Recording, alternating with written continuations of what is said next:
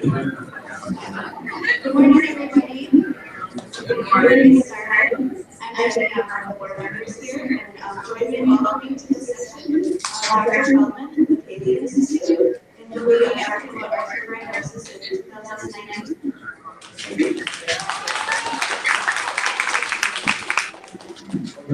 Guys, can you hear me back? Yes. All right, good stuff. So I'm Dr. Feldman. I'm at the Paley Institute, and I'll talk a little bit about that at the end about who we are and what we do. But I spent about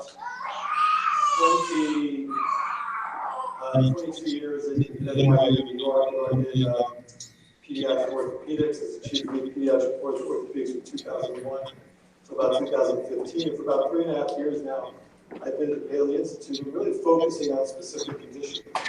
And one of those conditions is obviously arthropod. So I'm going to share some of my experiences I've had over the last 20 years, but mostly over the last 4. I think we've changed what we're doing. And that's why I think every year that I've come here now, or that I will come here, I think it's going to change and it's going to evolve, and hopefully for the better, and hopefully for more function. So I think that this was our 10th anniversary at the Paley Institute, and making the impossible possible. That's I think how we view life. And it's made up of our patients. And this picture you see here is our patients from a helicopter being taken a picture of on a helipad for the 10th anniversary. I'll get right to it. This little girl is here, so I'll show what I mean by changing function. I mean, we're trying to change function, not just change what we do. And so, yes, this is little Anna. She's here actually. This is when I met her. This is right before surgery. And this Kate is what I call physical therapy, right? I mean, she's certainly standing. She's certainly making movements. And that's Dan from Ann Arbor, Michigan. And he's really a fantastic therapist. But that's about what she could do beforehand. And so this is yesterday, 7 months later. This is yesterday, 7 months later. This is this is the question is how do you go?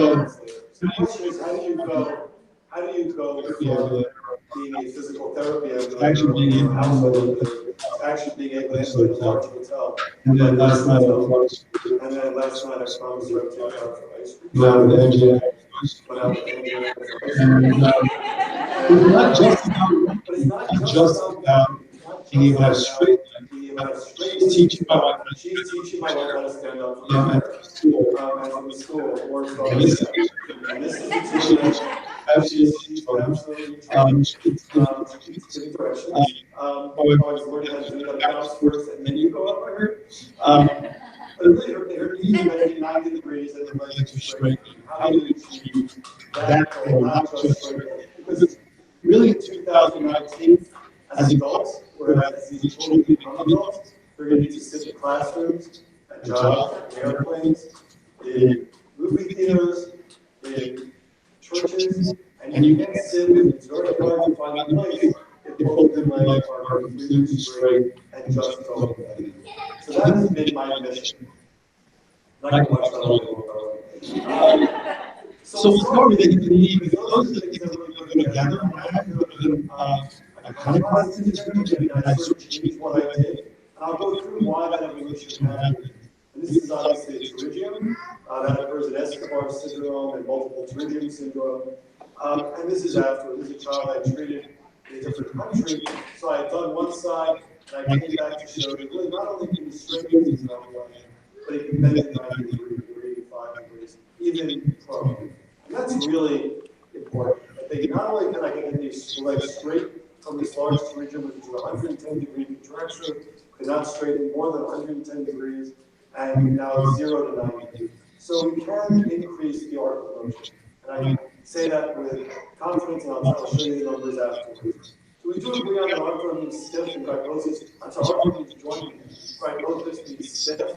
So our goal is as surgeons or as therapists or as parents or as physicians is to make the joints unstiff, not stiffer.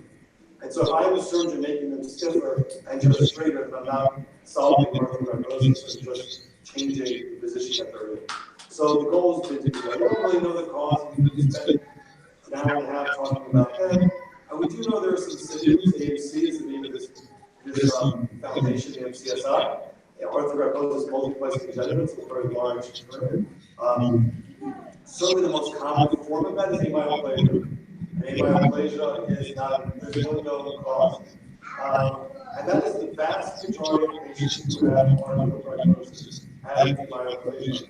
But by definition, if you ask Judith Hall, the great geneticist, what is arthrogryposis? It just means that you're born with 2 or more stiff joints. And therefore, there are many associated syndromes, and they're not the same. And they shouldn't be treated the same. So I would love to give a lecture on Larsen syndrome and kids with Larsen, adults with Larsen syndrome there, because it's a completely different disease. Escobar syndrome is a completely different disease than arthrogryposis and myoplastia. And so I think that, and all these other syndromes are conditions that people can have.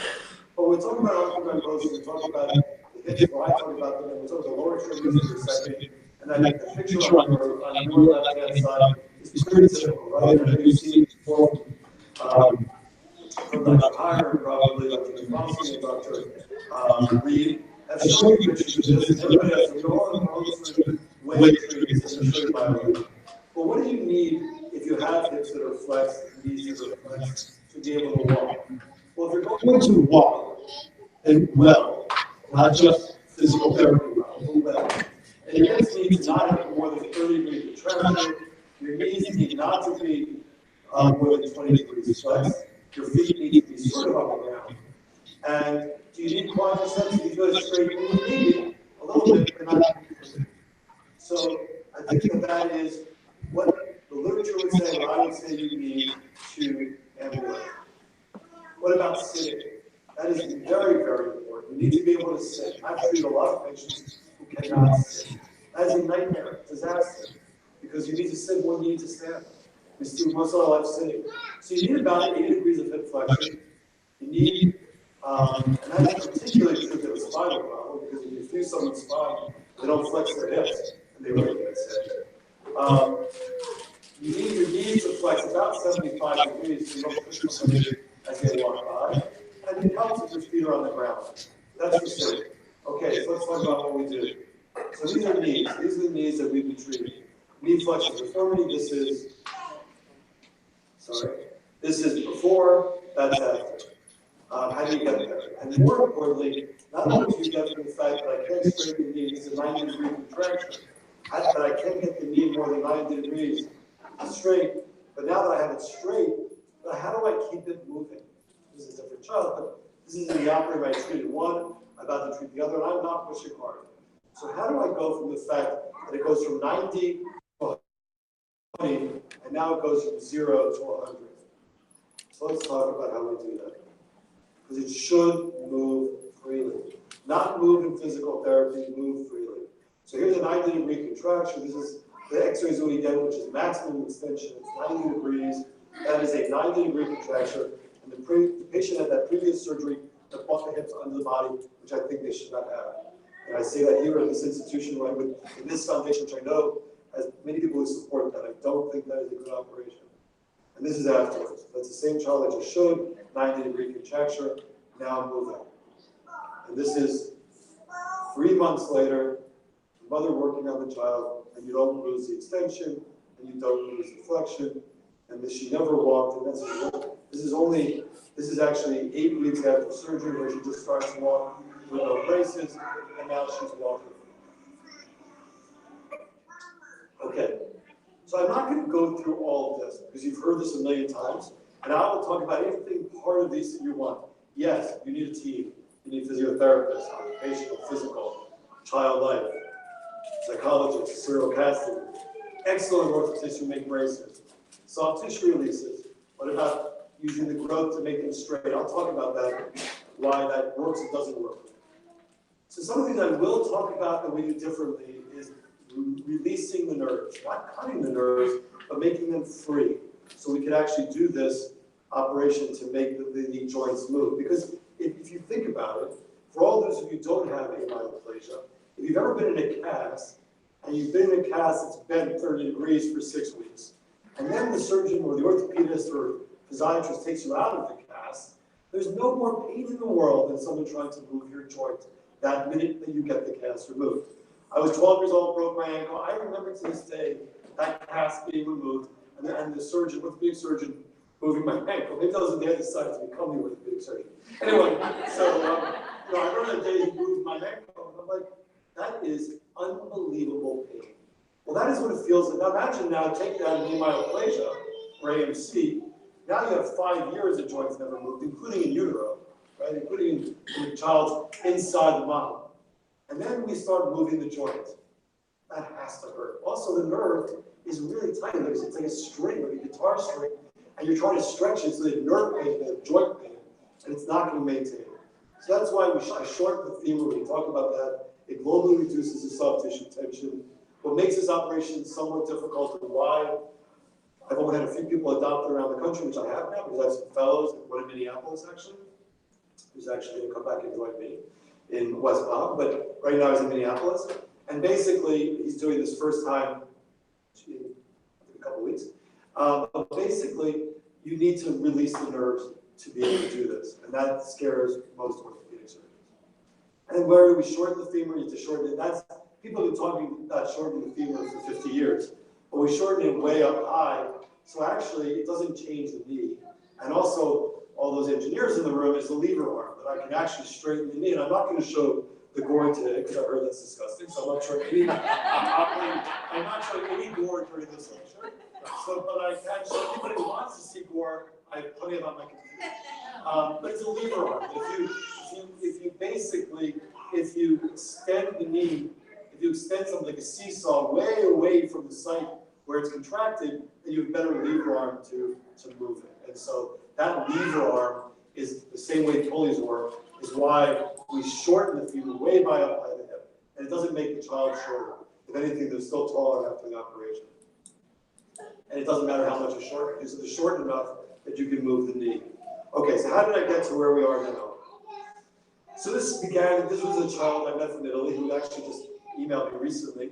But this was done in 2000 and, I want to say 5, I don't remember exactly now. But anyway, I think 2005, he came from Italy. And one side I did the way I usually did it. And this is him before. You can see he also has a mild pterygium. This is him standing before the operation. This is him standing before. I do not consider this walking. I consider this being aided in standing up. And I did what we do, right? I put that fixator on. I published it with Dr. Gambasco. We were both at NYU in 2007. We said this was great. We made knees that were bent straight. The problem was on one side of this young man, I did this, and I made his knee straight. On the other side, I did what I do now. Because I thought, it doesn't make sense. Why am I making knees straight, but I'm making them stiff, and I'm torturing them for this? So I will say, I think this is torture. And I tortured them. And I wrote paper, this is in 2006, actually. And this is him ready to go home. And certainly he's better. There's no question. I should be proud of the fact that we made him able to stand. He likes his mom to hold his shirt, but now he's gone through college, he works. He wrote me a letter recently, 13 years later, I did something about his arms. And so he walked home. He walked off the plane in this town, and I'm a hero. But I wasn't a hero, because I couldn't get his right knee to bend. I mean, I'd get to bend 30 degrees, but it sounded like Rice Krispies. So that's not helping him, right? It is helping him, and he's happy with it, but it's not all we can do, right? Made him the braces, got him walking. And then there's Sophia. So basically, this is a young girl born in Texas, and obviously has great gusto to try to do things even as an infant, but has flexed knees and cannot, and tried all the therapy in the world and loves her little dog over there. But even as a little baby, she was pretty active. And this is her, actually with the therapist who's sitting in the audience, Mike Turner, is basically sitting here, trying to walk before surgery. And again, yes, she is walking. And I see people in this audience or in this conference walking like this. But that's not functional ambulation. You try, if you don't have amyoplassia, walking with your knees bent. I like Groucho Marx, and see how far you can walk, how far your quads will allow you to go. If you can go 2 blocks, you're better than I am. If you can get to the elevator, you're better than I am. It's very hard to, your quads just give up after a while. Yes, you lock your AFO, you lock your KAFOs, and you walk. That's not as functional as you can be. you can be much more functional. And I'll show you why. So here she is with Mike, and here she is with Mike, trying to stand up before surgery. Look at that! That's Mike, trying to encourage her.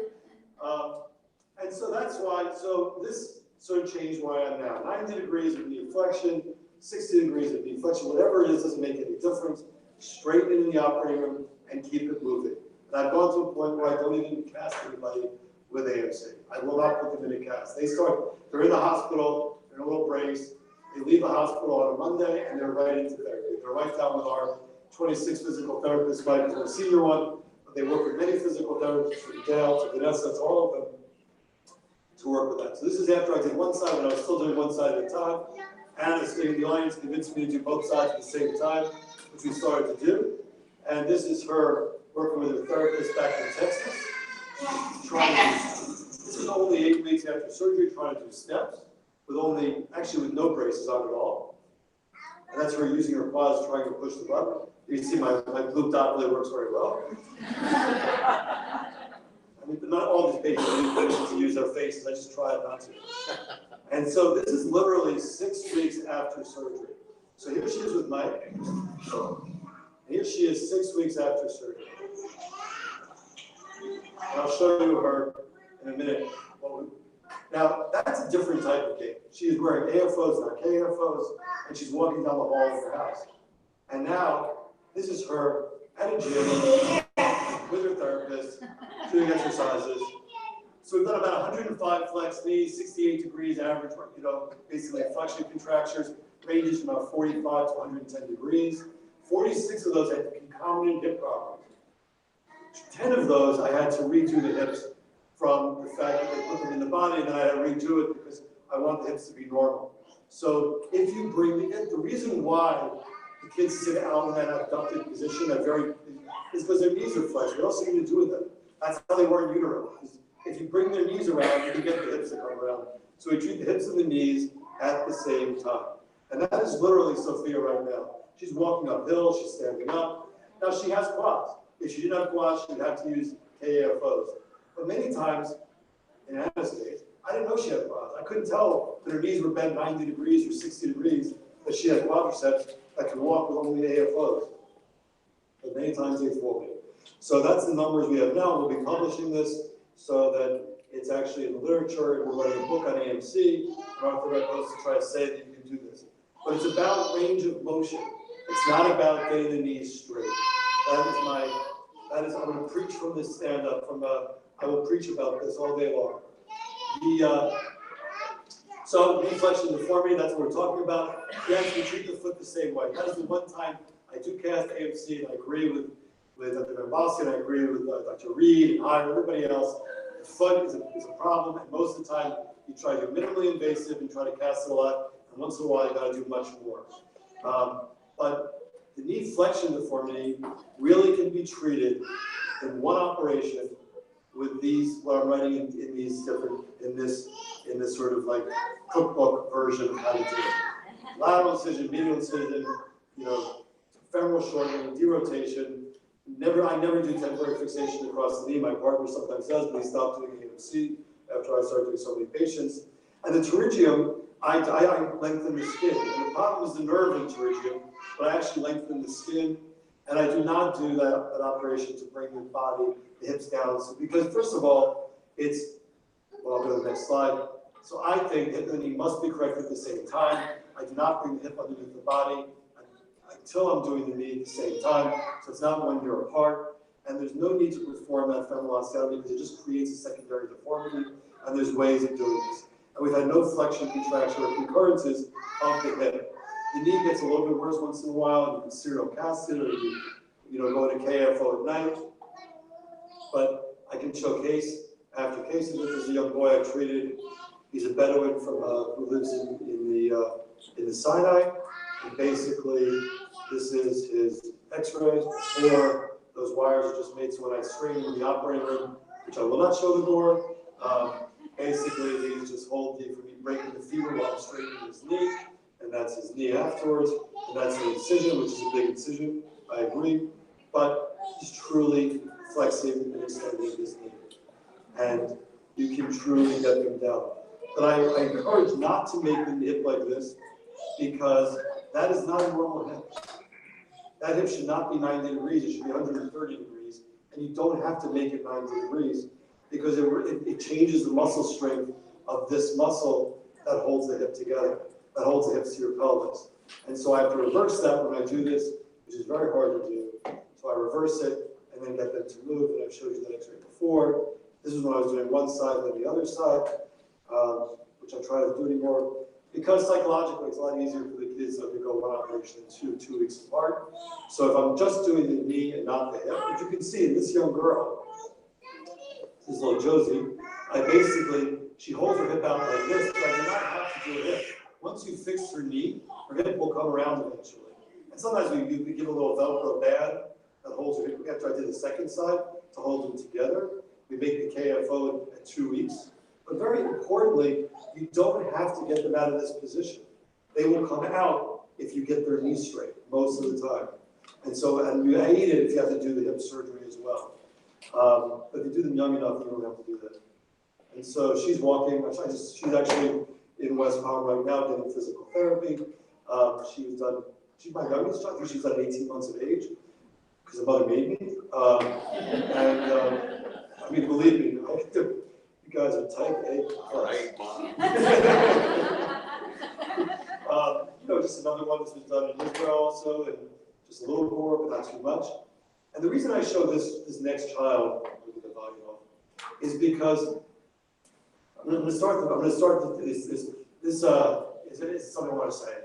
There's nothing wrong with being in a wheelchair. I mean, many people, if you have to be in a wheelchair, that's who you are. That is, people can accept that, and that is sometimes real life. But there is a prejudice among surgeons to tell parents that why are you not satisfied with a child the way you are? She or he is intelligent, she's doing so well, and they're in a wheelchair, and you should just accept that. And that is a prejudice. It's a prejudice in skeletal dysplasia, and it's a prejudice in AMC, and it's a prejudice in in many different conditions, especially in surgeons who can't treat it. And when their child all of a sudden has it, then all of a sudden everything changes. And I'm not saying we don't have to accept the fact that you have to be in a wheelchair sometimes, but if it doesn't have to be, then why? This young boy I'm showing you walking around this table at home was told he had to be in a wheelchair and in an institution in London, England. They're from London. I met him in Israel when I was there. I treated him in West Palm. And basically, he is a normal intelligence, because his mouth was also involved, so he had facial involvement. And so they told me he had to be institutionalized, he could never do anything. He is absolutely normal. He's absolutely intelligent. And he walks independently with AFOs. And he actually has no hip flexor muscle. He was born without hip flexors. So he walks without hip flexors. Now, does he need a wheelchair for long distance? I don't know if he's going to when he's older. But right now, sort of that changes his life. He's a happy kid who walks. Remember, just 1A is how I classify him. He has quadriceps. But I remember when I met him when he was like an infant, and I told him that I didn't think he needed to be institutionalized, that he was going to be fine. They had 4 other children, so I said, why are you going to ruin the life of your other children? And I do think it's a prejudice that this foundation, this group, should fight, because I don't think it's wrong for parents to look, or caretakers, or grandparents, or patients to look at the best that they can be. It's not always possible, but at least we should imagine the impossible. All right, I'll get off my high horse. Anyway, so this is now the post-op physiotherapy. Knee immobilizer removed right away. We torture the children right away. As soon as the hospitalization ends, they start physical therapy. We get the KFO at 2 weeks. All of you know what a KFO is, unfortunately. We start range of motion right away, and I want to achieve 0 to 90. That's my goal. They're standing at 4 weeks. They sleep in full extension usually, and we progress to rehabilitation. I'm going to show one pterygium syndrome just because I think that is the worst of the worst, obviously. This is a young boy with bilateral pterygium syndrome, multiple pterygium syndrome. And there's 2 of these, about 5 of these children, or 6 of these children. But one was adopted from China, again told they were never going to function, never going to get out of their wheelchair, arms were backwards, knees were 110 degrees flexed. And the nice part about Escobar and multiple pterygium syndrome, unlike amyoplasia, is actually have muscle.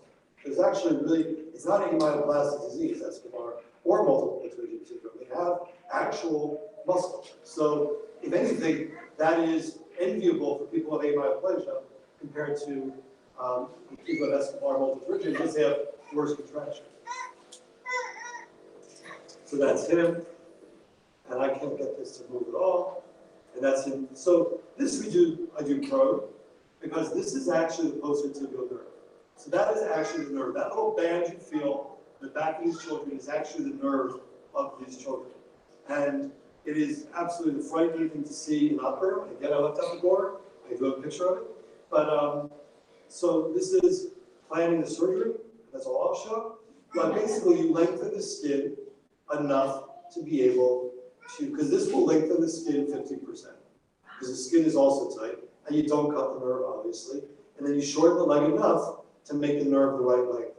And this is after I had done one side. The next picture will be after I had done one side, before I came back 6 months later and did the other side. He is walking. Absolutely, I don't have that video right now. I don't bring it next year, but he is walking. This is that child I was saying he was a Bedouin family. And I've been to their tent, and he is walking around the tent. And that's 0 to 90 degrees. And this is the other boy who had the same exact thing. I was going to show you because he lives in Florida. The same exact multiple pterygium syndrome, told him never to get out of his wheelchair. And his name is Nixon. He is a Republican, but we won't discuss politics. Because he doesn't look like a Nixon, right? He was born in China. But they named him Nixon.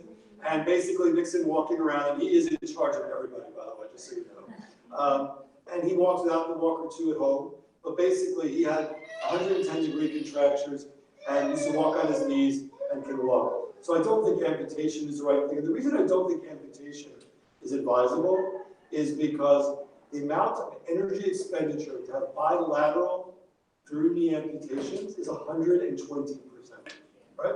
So that is almost unfeasible as an adult to walk. I mean, that's how much more energy you need to walk down the hall, 120% more than near you or anybody of us to walk down the hall. You know, if it's just a below knee amputation, that's 30%. So I've become a complete non-believer in amputation. Obviously, except in the rare condition when you have no choice. But I just don't believe that's helping anybody again to put them in prosthetics, because in the long term, the amount of energy that takes to ambulate with amputations is just too great. And that's a little Nixon walking around. All right, extension. I'm going to speak a few minutes. I'm going to take questions in a few minutes. I'm going to talk about extension times because I think this is a really important concept. Okay. So a number of kids with amyoplegia, a number of patients born with amyoplegia cannot flex their knees, can only extend the knee. So I've had this conversation, there's different types. I've had this conversation with Junior Paul as well. And I'm a believer that we really shouldn't operate on most kids before 18 months to 3 years, except in this type. And that's because in extension types, the longer the knee is kept in full extension. So I'll start with this. First of all, if they're dislocated the knees, doing physiotherapy is actually dangerous. It's actually, not only is it not productive for the knee, it's actually harmful for the knee because you're just going to bang the condyles into each other and you're going to flatten the knee. So if you want to do the serial casting for an extension type, when the kids are born, the knee has to be located in the joint, and then they should try. But this is the type that I asked Judith Hall when I should do these. She said when they're born. I said I can't do that, but I'll do it as soon as I can because the knee's an extension type. So what happens is, in order for your knee to flex, it has to be round. And an extension type, they just hit each other, and it's flat. So I can get them to flex 90 or 100 degrees in the operating room, but they lose the motion down the road. And so I can get 45 degrees, but it's a big operation. It's a Judaic quadriceplasty. You're taking the whole knee down. You're making it flex. I'm so proud of myself. And it's not the lack of physical therapy. It's not the lack of the kids trying. It's just the fact that the knee, biology and nature will not tolerate a knee to do this because there's an empty space there, and it won't allow it. So yeah, I'll get it in the operating room, so I'm so proud of myself. And then 6 weeks later, the therapist is going, I can't keep the motion. I just won't keep. And the kids are absolutely writhing in pain as we're doing it. So it's got to be done really early. I think when they're very young, maybe 6 months of age, to get the knee flexed while it's still round. And if it's 12 years old and the knee doesn't round, then I can replace the knee and do the soft tissue releases. So it's really the cartilage of the knee on the MRI for me that tells me if I can get this knee to flex, and if not, I'm starting to do knee replacements with Dr. Midas, who's a Harvard professor before he came down and joined us. He'll do the knee replacements, and I can release the soft tissues and get these knees to flex. So I'll report, and not anecdotally on that, maybe in a couple of years, when I have about 30 cases of that, we're replacing the knees in teenagers so the knees can start flexing. Because flexing, to me, is as important as extension. So some of these you can get to move, you get them to flex, and probably 60 degrees is really good, but they're much harder than the flexion type. And we have to be much younger age where we get aggressive. And also, if they're dislocated, they should be reduced, not just given physical therapy. So dislocated has different meanings. It can be dislocated where it's completely out of the joint, subluxated where it's partially out of the joint. Both are very bad for the joint. In Larson syndrome, they're always dislocated. So I'm not going to go through the treatment, but there is a way to treat it. Today, quadricephalus is the way I do it, so you don't weaken the muscle. You do shorten the femur, and you cast the flexion, and you can see it's a little baby gram that someone got. And baby, you see this is the knee is completely flexed, and this knee is dislocated. So, and this hip is dislocated. So I reduced the hip, I put everything back in, and I got the knee to flex to about 45 degrees, and it's okay, but I think the only way to go further would be to replace the knee when the child's older. But I put the knee back in the joint, this child's walking just fine, but the knee does lose its ability after a while. You see, because afterwards, that's how much I was able to keep, which is about 50 degrees. And what happens is the tibia starts to bend, actually. Because of the therapy, you begin to say, as opposed to the knee actually bending, the tibia starts to bend with it. And that's that patient bending the joint. Okay, a couple more topics. What about if you can't flex your hip? You've got to sit in a chair. So it is different. That really needs to be treated. I have a couple of children with that, more than a couple, but one from Utah. I could show his pictures next time if someone wants to see them. They moved to Florida just so he could sit. And that can be released. So then you've got to release the sciatic nerve. It has to be released because the sciatic nerve sits behind the hip, and you've got to release everything to get the hip to flex. And that is incredibly important. And it's a difficult problem, but it needs to be treated pretty aggressively. Okay, I will show you a couple of upper extremity problems. So upper extremity. So I'm not a hand surgeon. I don't claim to be a hand surgeon. So anything below the wrist, I will go up to the wrist, but I will not do the fingers, so I can't talk about that. I'll leave that for Dr. Z and Dr. His partner, Dr. Kozen. The Kozen, I'll leave it for them to go into the fingers and discuss how to get the thumb out of the palm and all that. I don't do that. But it's not about cosmetics. I mean, cosmetics do matter, but it's really about function. And how do we, and eating and toileting self-care is really important. The one thing you'll see in the literature from many years ago is that you can make one hand to wipe and one hand to eat. And that is the worst thing you can do to an AMC patient or an AMC child. If you make one hand flex and one hand extended, you will torture the child and the adult because they need two hands to function in front of them. So they will hate you or hate me if I do this. Yes, they can develop one hand because they can't do anything. So you've taken them from having, because they use their fingers in front of them, even cross sometimes. And you can change by externally rotating the humerus, and then they can use their hands in front of them, the same way as they did like this. But they need to have both hands in position and together to be able to function.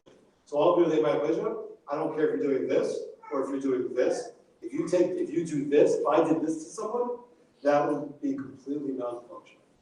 I mean, it would be very, very difficult. They would have a very hard time doing things that they once were able to do. So you want to make sure they keep two-hand function.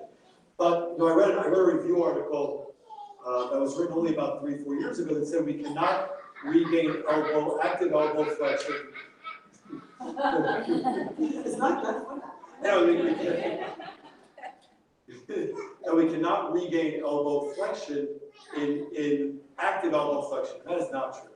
we can, and I'll show you two cases that I have pictures of and videos of patients who could not flex their elbows, who cannot flex their elbows. And, you know, one person who really, and Ward was really shown, Ward Foley, scar now, he really was actually the one who made me say, yeah, you can, because I had that when I was, he's my age, and I'm like, he goes, I had that when I was a kid, and I can bend his elbow just fine. Now, he had a pectoralis major transfer, which is a muscle on the chest, and I have a hard time advising that for young girls because to make a big scar all the way down their chest is pretty disfiguring, but it is functional. I haven't done pec major transfers because of that. That's a muscle, we used to do radical mastectomy, was taking that entire muscle out, but it is disfiguring. I think the plastic surgeon can do something afterwards, but it is somewhat disfiguring. But it is functional muscle that you transfer to make the elbows so someone could eat. But you could also use the muscle on the side, which is very expendable. Now, not every child has that muscle. And actually, the impetus with that muscle for me was this conference. I met someone who had it done in Hong Kong. And I saw them here and I said, how come we're not doing that anymore? And I knew that we should be doing it. So this is a young boy from England, couldn't move his arm at all before. And basically, now I know the cheating, the throwing the body back a little bit, and his cheating over, but he could not bend his elbow at all. This is only 6 weeks after I transferred the muscle, and he can eat now. And I have some more videos of him, but basically, he is now using his arm, and I transfer his latissimus dorsi to make it his biceps femoris. And it actually functions really well. And here's a young girl, oops, sorry. Here's a young girl who I was on a motorcycle with last weekend in Columbus, Ohio, who also had her latissimus transferred. And now her wrist I should probably extend because she wants it extended so she can get her hand to her mouth better. So I think the wrist is something I want to work on after I give her active flexion. And she's only 4 months after the surgery. So so you can get active elbow flexion. It just may take a couple surgeries because first the rotation needs to be there. You've got to get the passive motion, and then you can transfer a muscle that makes it work. And I get an MRI every time to see if that muscle's there, because I can be fooled. Are there other operations? I'm certainly open to ideas from all around the world, from Russia, or maybe to do some free muscle transfers. I don't know how to do that personally. You need a plastic surgeon to help with that. To looking at other ideas to regain elbow flexion. Because the ability to sit in a chair and eat is, with your arm is really quite attractive for everybody, and certainly for a little Aubrey who's sitting there. So what muscles you can use any of these muscles to be transferred? The shoulder's a tough one. The shoulder's really, even in this, in every muscle I was speaking to Z before he left, it's got to be above. Remember, when you're taking the muscle, I got to have it somehow above pulling up. There aren't too many muscles above in your shoulder we can transfer. You can take your trapezius and make it a shoulder. Shoulder's a tough one.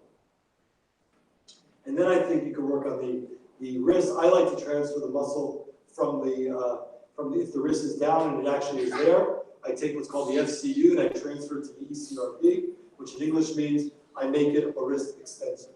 And then the last one is, that carpal row a lot of people have, which Dr. Z was sort of popularized, making the wrist straighter.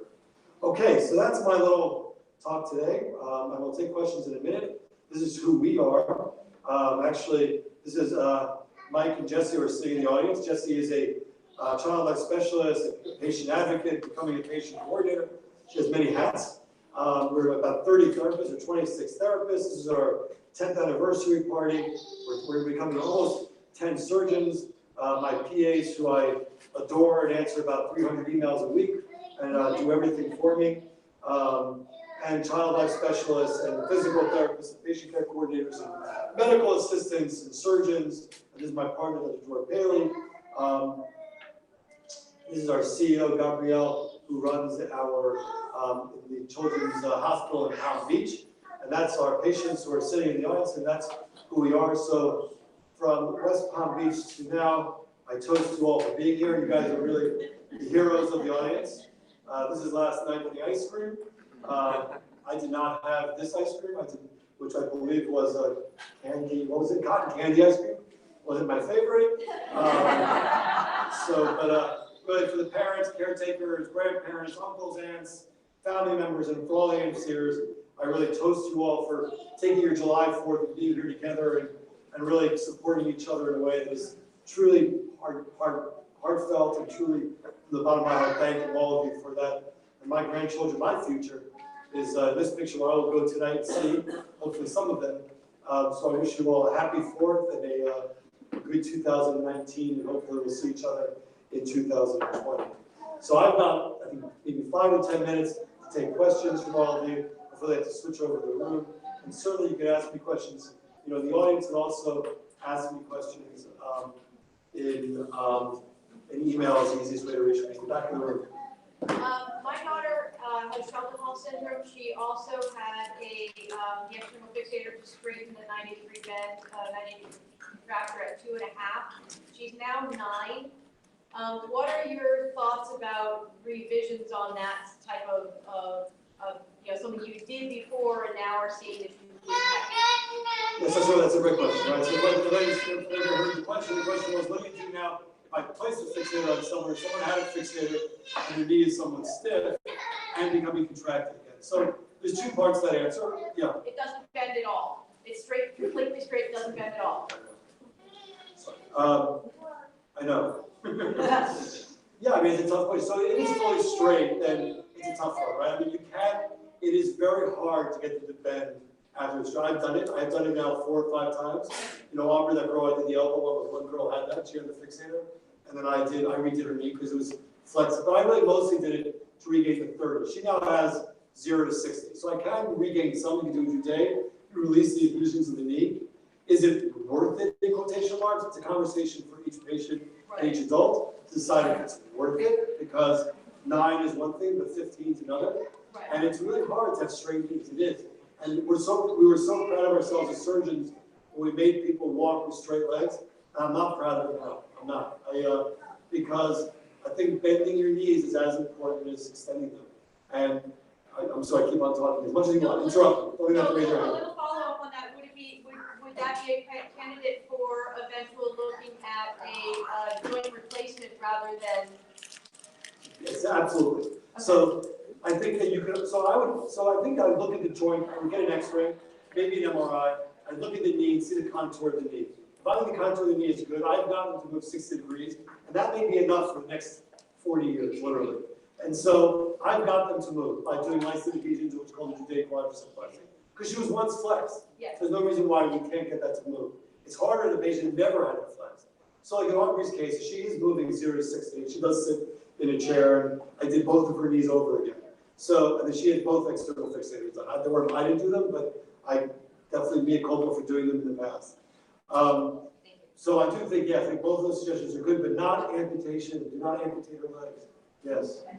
Good morning, doctor. Thanks for speaking to us.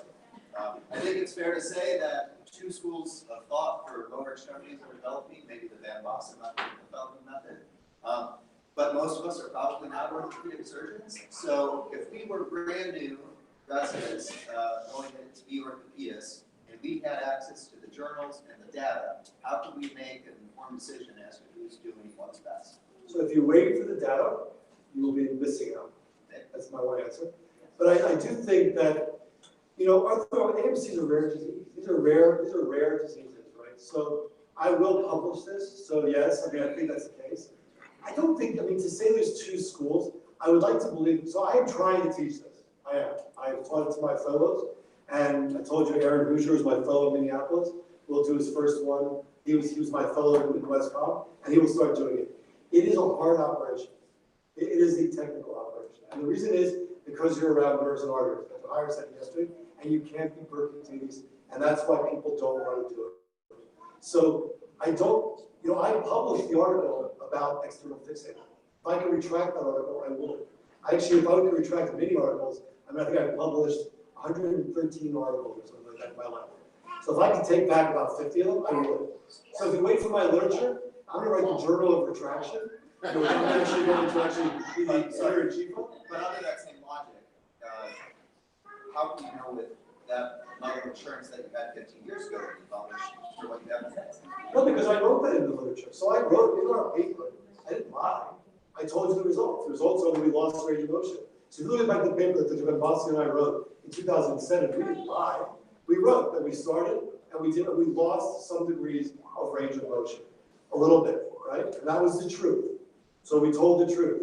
The problem was that it didn't make people more functional. So I think now we're making people more functional.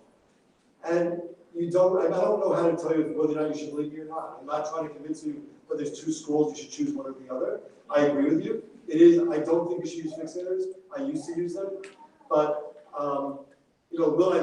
I don't know the negative of what, you can always use a fixator. So I don't look at it as schools as much as this is a treatment plan. I mean, so I don't know that I look at it the same way. This is the evolution of treatment.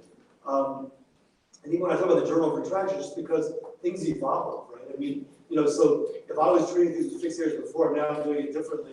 It's an evolution. It's not a change, right? So yeah, so I will write a paper now, and hopefully 100 years from now, someone will tell me they're injecting stem cells into the collagen cells, and they don't. And my article is ridiculous because it's antiquated, and then they can retract that article. Yeah, I mean, hopefully in my lifetime, I will not operate, but I will just be injecting stem cells into any AMC and making muscle. Oh yeah, I think that's the case. Good. What's it? Yeah, you saw 3 minutes. You saw 3 minutes.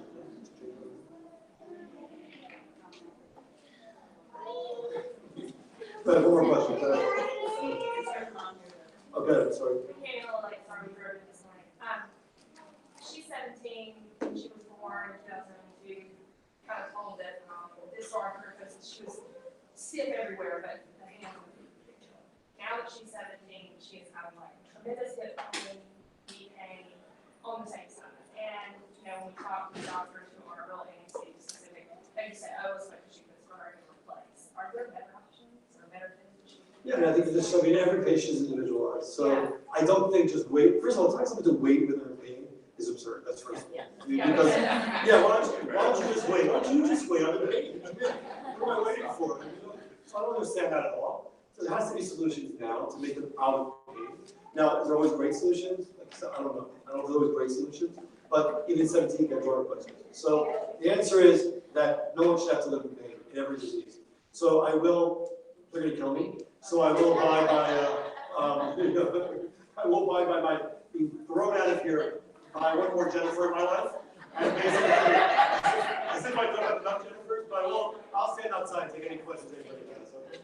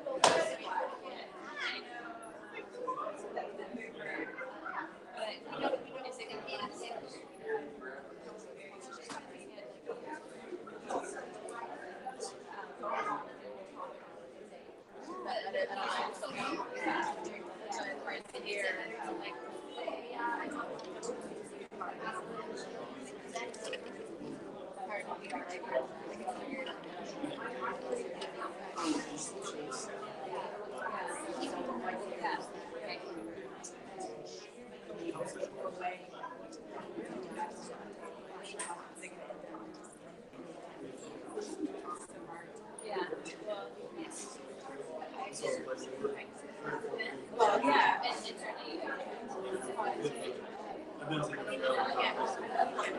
right. And that's what.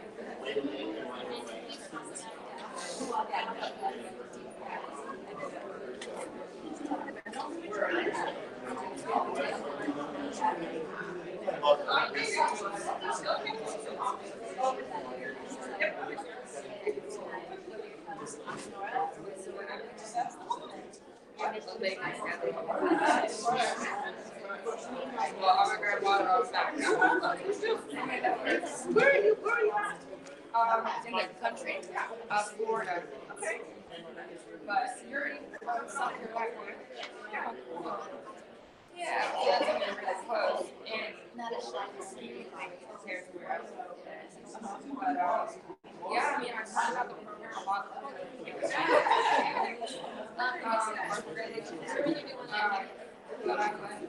We tried so many doctors. Yeah, relax this year. Do it.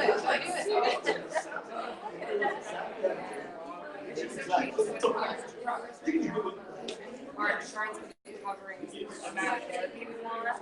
We only get like through like this. I work for Saturday, right? But I'm like, insurance has been 6 months so far, so it's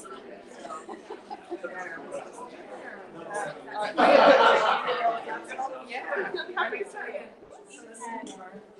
But okay, so she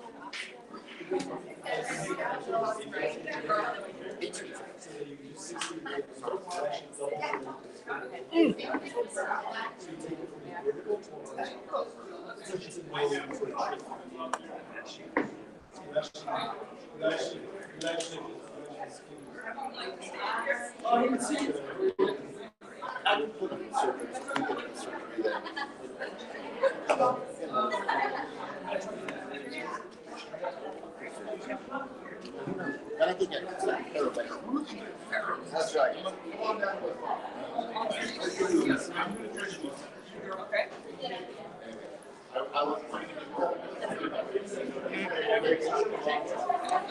You guys will be moving that way. Where do you I'm want gonna to eat, he has one mic, so I'm gonna stay behind. Well, there's a yeah, so that I can just put you by the podium. Should you like you walking?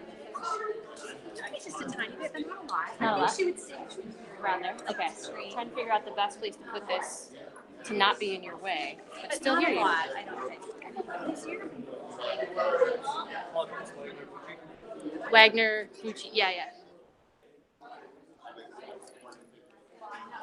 So I'm just going to put this one here because the only thing it's doing is taking the audio. It's in the drive so I can get to it later. We just need to copy it from here.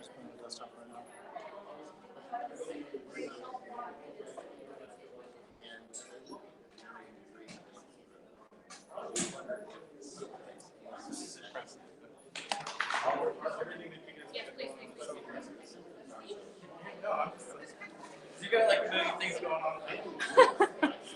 Look right, everything. Yeah, we checked theirs. That's their deck. So, okay. So wait, we make sure. Netflix. Okay.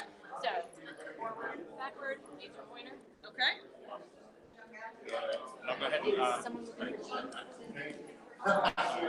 turn this microphone on. And if you like, feel free to roam with this microphone. If you like. No, I'm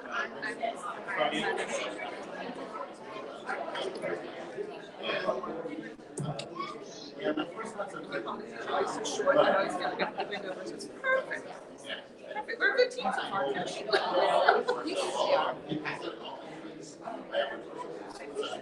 forward, backward, right? Right. Yep.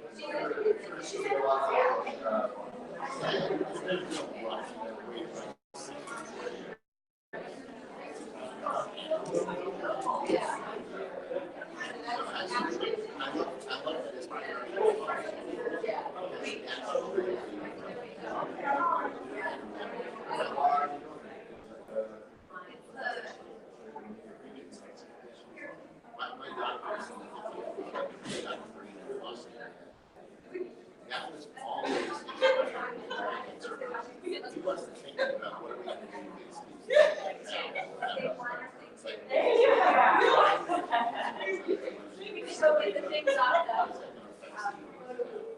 Yeah. Really? Will they take it? They may not anyway. no.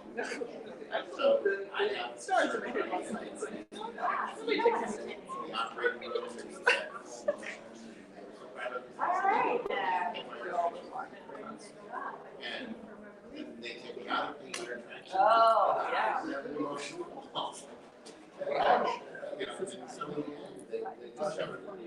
Yeah. Well, that would be interesting. They're limited motion, more flexed on the left side, a little straighter on the right side. I get started at 9 o'clock on the dot. That way you can make the max out of your time. Like people can you know, I feel like this will be on. I think on the short, not the shorter end, but the positions of all the money. Okay, questions. Yeah.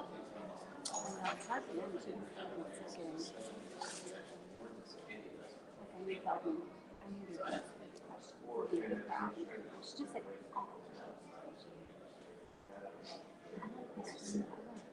That's it.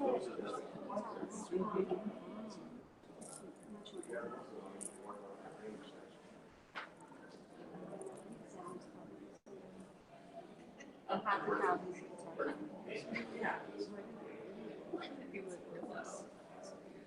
So we're going to support.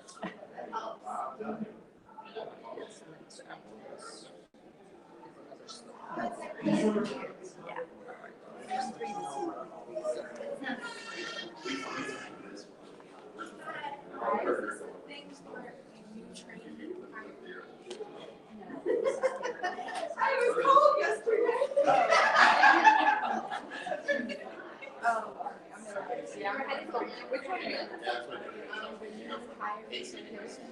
Oh, That, no. Yeah, it's a whole convention.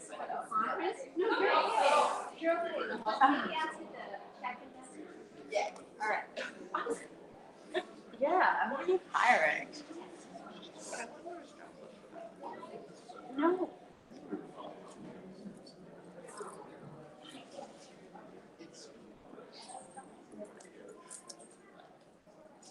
Good morning. If you're coming into the 10 o'clock session, please make your way in so that we can get started on time. We are pleased to have here Lisa Wagner and Tricia Bucci. And I was going to say, please welcome them. Just a few. But when they start heckling, you don't listen. You want to Oh, yeah, she's going to go. And then Okay. All right, so yeah, so this is a multidisciplinary approach to rehabilitation across the age spectrum. This is Tricia Bucci, I'm Lisa Wagner, I already did this. So today our objectives here, we're going to be discussing just the multidisciplinary team concept. And then we want to take that and look at that as it applies to the different ages of life, infant, toddler, school age, and the teenage adult years. And throughout those times, we want to talk about the rehab focus, the intensity, how that changes and doesn't change across the continuum. So please feel free to interact, to discuss. We're more therapists, and so we like to have the give and take. So as we go through this, yes, ma'am. I'm so terribly sorry. Refix. Everything will be fabulous. It's a self. That's right, that's right. Am I too loud? Too muddled? Too okay? You're perfect. Okay, great. You're still We're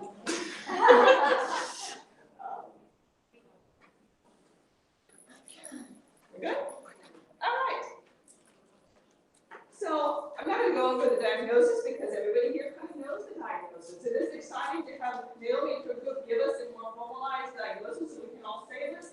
Well, we do know, so we're coming from the Greenville Hospital System, we're an orthopedic hospital, so this will be kind of given more along the orthopedic perspective of a multidisciplinary group.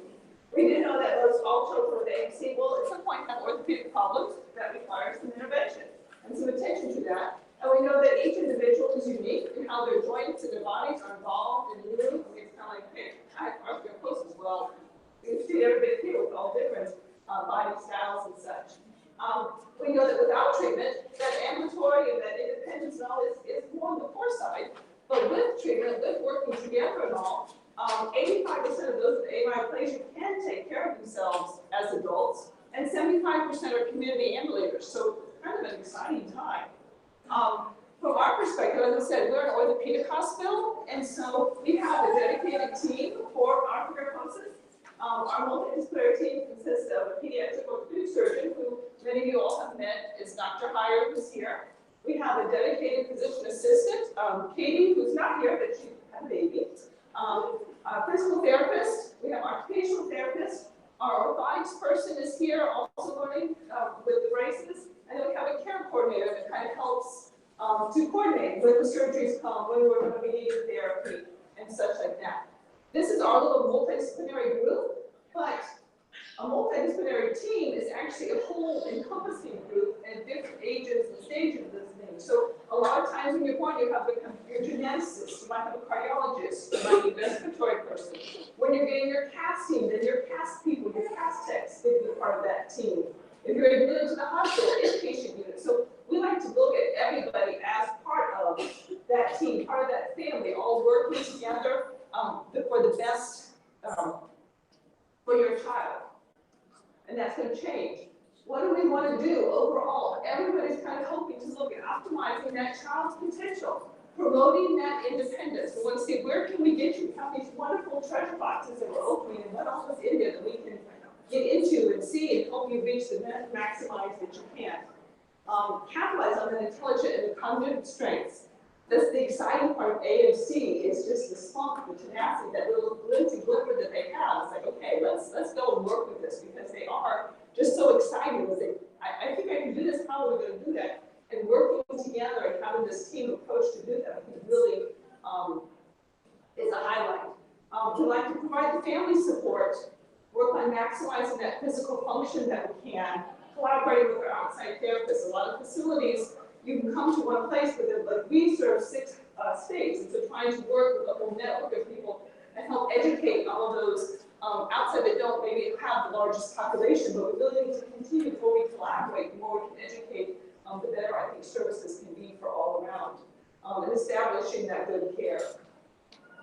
I think one of the best things about a multidisciplinary approach is being able to consider the whole patient, because we're coming from so many different perspectives. We're not saying, oh, I'm an OT, let me just focus on my hands, because I need to work together. When you get your brace, PT is going to say, okay, I'm going to align it this way. The orthotist is going to say, oh, but I can tweak it this way. The OT is going to say, oh, let's make sure we can put it on this way.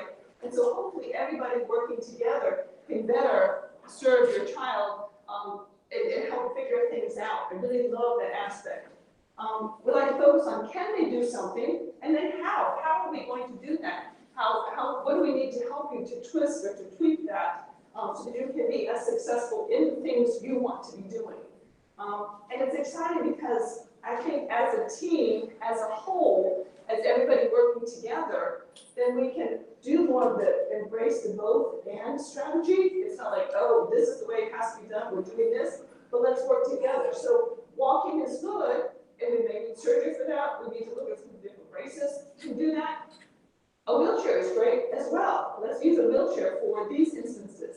Sitting is good. Wheelchairs are good. We can look at all the different perspectives, have a little good dialogue, some good give and take. I think that's very important, because everybody's coming from their perspective. It's not a, oh, I'm going to want a view. It's a matter of, let's discuss, let's work together, let's kind of come up with what is the best option available for your child. And so we can plan and individualize that to each child.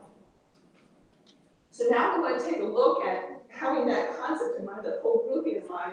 We want to look at how this team approach comes along through the different stages: infancy, toddler, school age adolescent, and then our teenage adult years.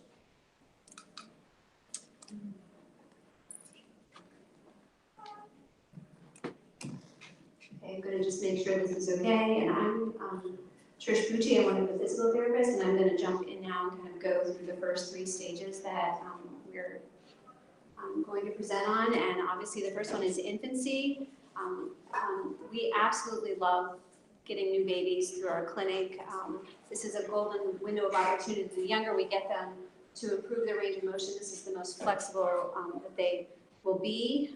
We always say that the babies are worst at birth and everything will be uphill from that point. And this is when they are most responsive to several interventions, including mostly conservative, but stretching, casting, along those lines. And just wanted to make a comment at the bottom of this with regarding, again, sort of balancing this amongst the team, but bonding is so important, and obviously like with biological, with babies that present to us that are with their biological parents, it's usually shortly after birth and that casting process has to start. So just working with the family on working through some of that. But we also have a large number of adopted children who come to us at older ages, and so often they come through our multidisciplinary clinic. We come up with a tentative plan, but then there's been many times where we recommend that we wait a couple of months, 2 to 6 months before we start that plan and allow them that time to bond. So again, just taking each child individually. Okay, and then to go through the infancy, basically like what your therapy team looks like with regards to frequency and settings. With frequency, again, we recommend that you start immediately or as soon as your child is medically stable. You're going to have a higher intensity of therapy during this time, and it can be in multiple settings. So many times that can be the NICU, but it's not always. It can be early intervention programs, which in your state, each one is unique. So it could be in your home or in clinic-based. It may also take place in outpatient clinics or hospital-based clinics. And the goals that we sort of perceive at this stage that are really important, again, are improving that range of motion and flexibility. We like to initiate strengthening and active movement immediately. Also, the ability to interact with toys in the environment with upper extremity play. And as the baby begins to get a little older, we're going to immediately begin working on sitting balance and transitions. And near that 12 months mark, we're going to start working on mobility with scooting and crawling. And if we can do it sooner, we absolutely will. So to go through each of these a little bit more in detail, with the range of motion, again, we recommend working closely with your therapist to identify what joints need attention. And as several of the surgeons have mentioned also, like working with your surgeon and your therapist to learn the optimal direction, like if you should be stretching and if you should, what direction to take and the most optimal alignment of each one. And again, we keep sort of stressing this point, but this is when the baby's joints and muscles are most pliable. So again, it's important to get into a regular routine and to do it often. So we often talk to parents about doing it during diaper changes or at bath time or both and doing all of that. Another thing we like to tell our parents, because it is difficult, I mean, you have a new parent and you're asking them to do something. The stretching is at times uncomfortable, but it should not be painful. And just again, kind of working through that together. And then once you start working on the stretches, you have to hold some sustained stretches. So this is where splinting and taping may come in. Again, a therapist may make hand or foot splints to help hold a sustained stretch. And particularly with the hand splints, we often recommend those be only done at night so that the baby is able to interact with their hands during the day. And these are just a couple of pictures of some of that at our facility. Now to go into strengthening and active movement, again, right from the beginning, we're going to encourage these infants to move their arms and legs, and each flicker of moment we celebrate, we truly do, and I think you have to be really creative as a therapist with teaching your parents just maybe how to even elicit those flickers of movement. And some of the ways we do this is we change the baby's position of play often. So I think as moms, we all tend to hold our babies a certain way. But with these babies in particular, we strongly recommend just sort of altering how you do that.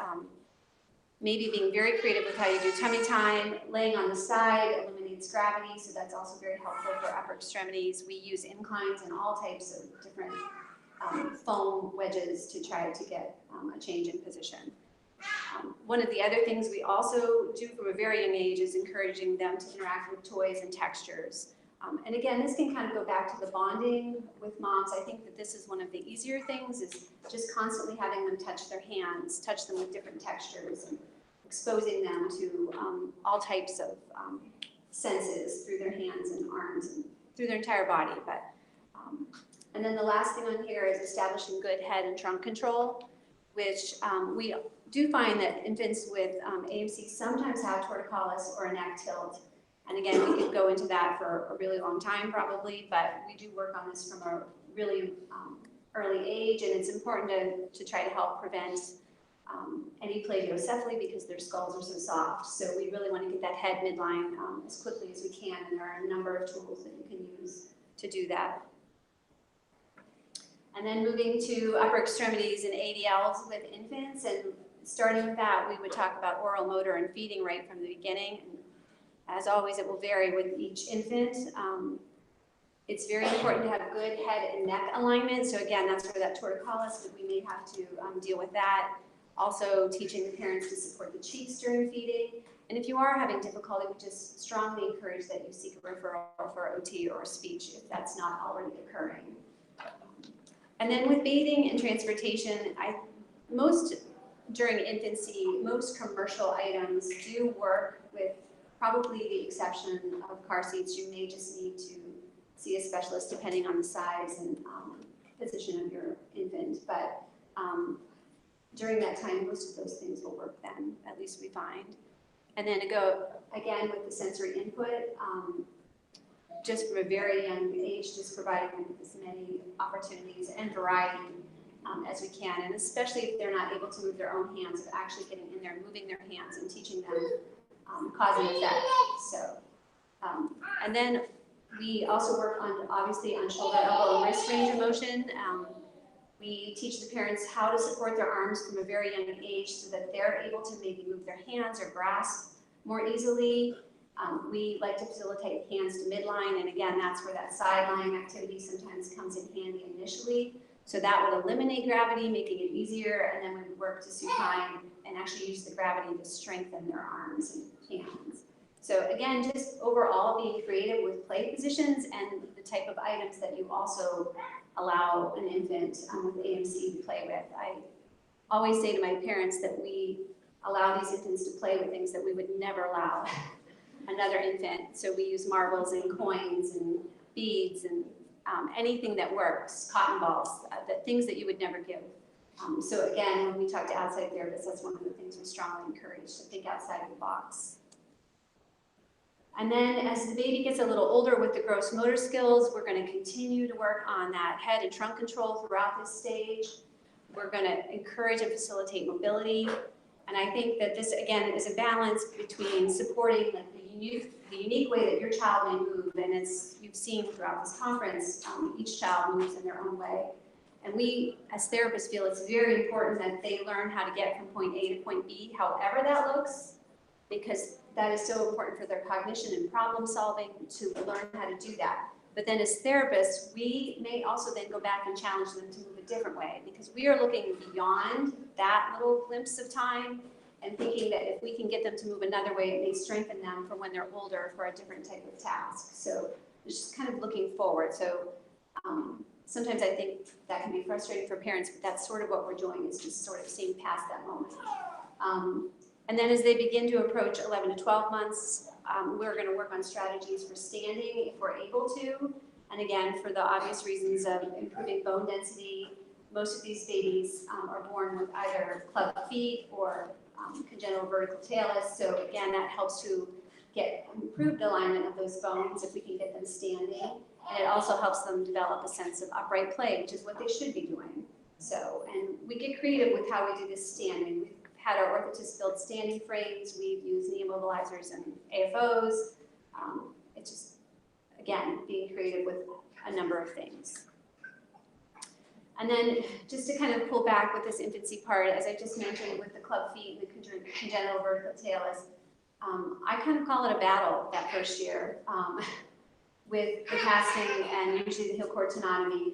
And I really strongly feel that your braces that you have are so important to maintaining that and preventing as many surgical procedures as you can.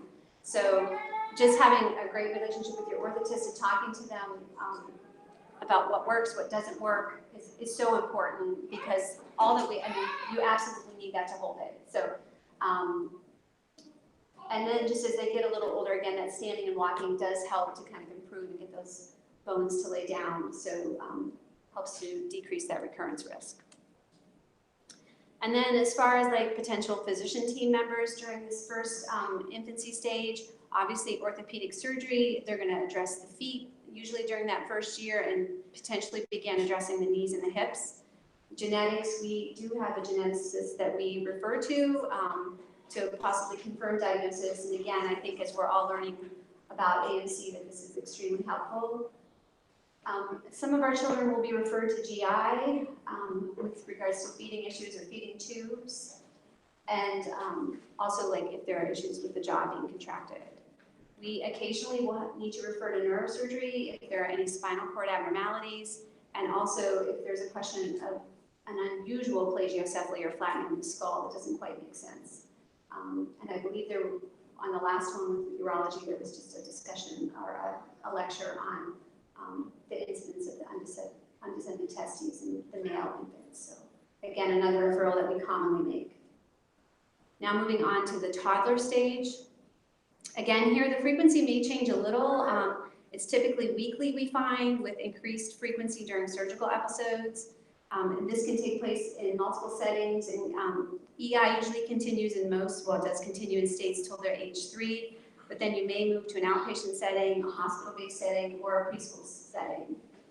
And the goals during this time are facilitating independence through mobility and equipment, continued range of motion and strengthening, which is so important, and then post-operative rehab for upper extremity or lower extremity surgery, and facilitating social skills.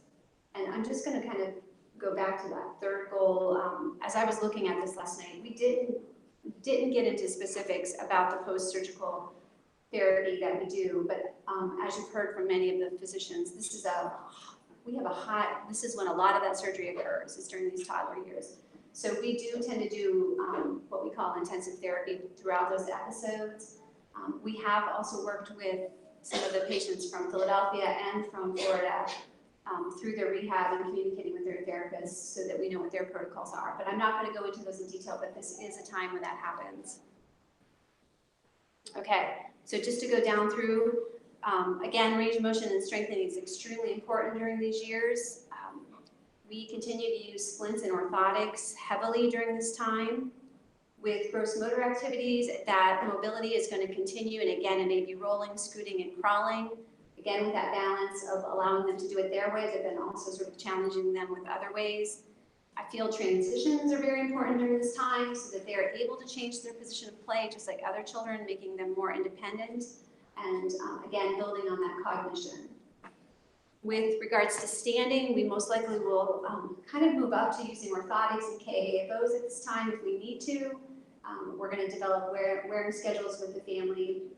And we also, like, for the children who are pulling up to stand or able to transition, we're going to start moving that play environment up just to encourage them to stand. I always feel like you have to get past that point where there's an incentive to stand. So just encouraging that. And we also, if need be, again, that balance between them getting from point A to point B, we will also begin to discuss wheelchair mobility at this time. I think we feel very strongly that if we discuss that, that does not mean that that's where they're going to be. But again, it has been proven that it's extremely important that they get there however they do. So, and then with activities of daily living during this time, again, moving on to feeding, we're going to start talking about adapting equipment and adapting the environment, which you can sort of see whether that means utensils in regards to all of that, and the dishes. With dressing, just some simple recommendations are wearing like loose clothing so they can easily start to get them on and off if possible. Our OTs use zipper pulls, and they start to introduce dressing frames and hooks during those toddler years also. So we also begin to address toileting just like you would for an age appropriate or just for any child during this time. And again, dressing skills is extremely important during this, which we'll talk a little bit more about later, and also like whether you need to adapt the equipment so that they're able to access it, and then we'll begin working on wiping during this time.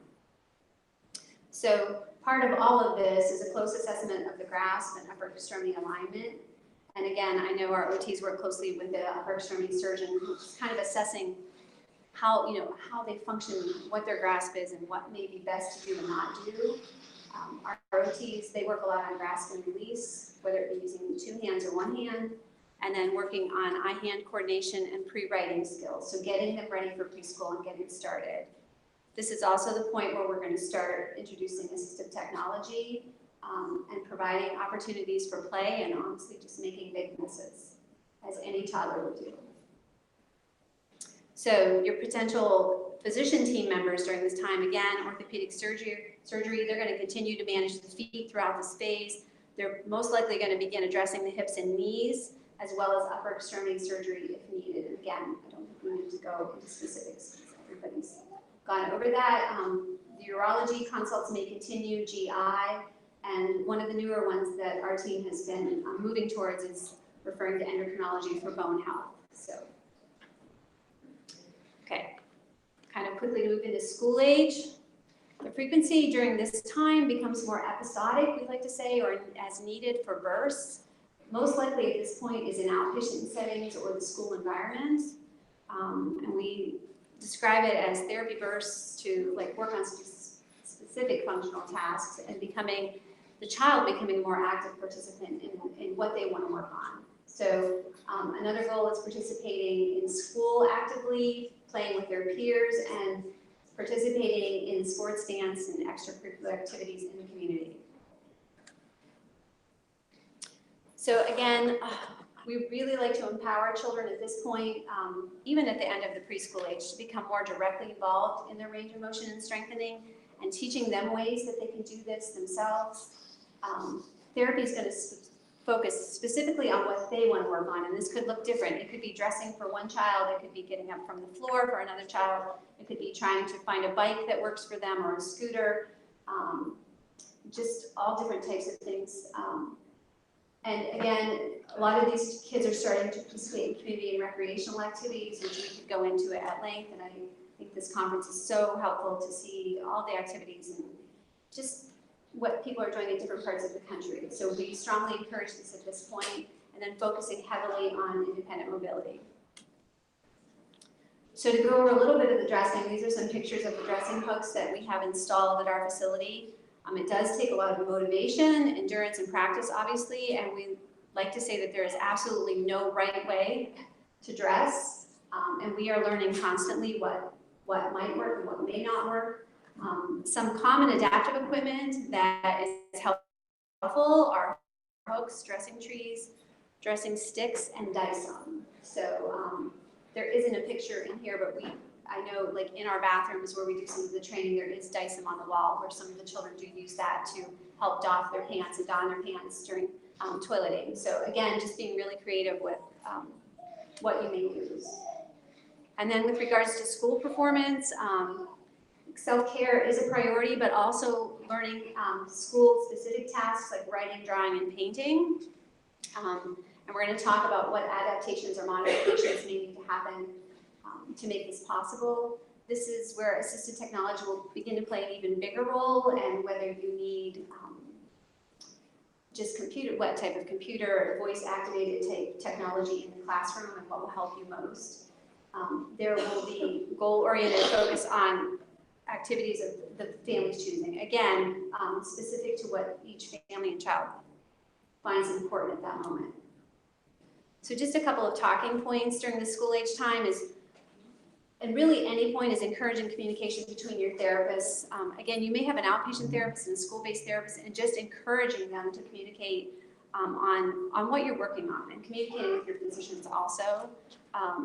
Talking with your school to see if minor adaptations can be made to the bathrooms to help make your child more independent, or for things such as being more independent in the lunch line and moving from classroom to classroom. And we always like to say during this stage too is not to be afraid to try something and it not work. Again, everyone dresses differently, paints differently, writes differently, accesses a computer differently, eats differently. So just again, sort of figuring out what is best for you. And then we just always encourage you to talk to your therapist too about local adaptive sports or activities that may interest your child. And I feel like this is an area that's always growing, and you sometimes might have to look at your small regional area to find things that are just different and fun for your child. And then just to kind of go back to orthotics during this period of time, again, we really like to empower the children at this time themselves the ownership of wearing and maintaining their braces.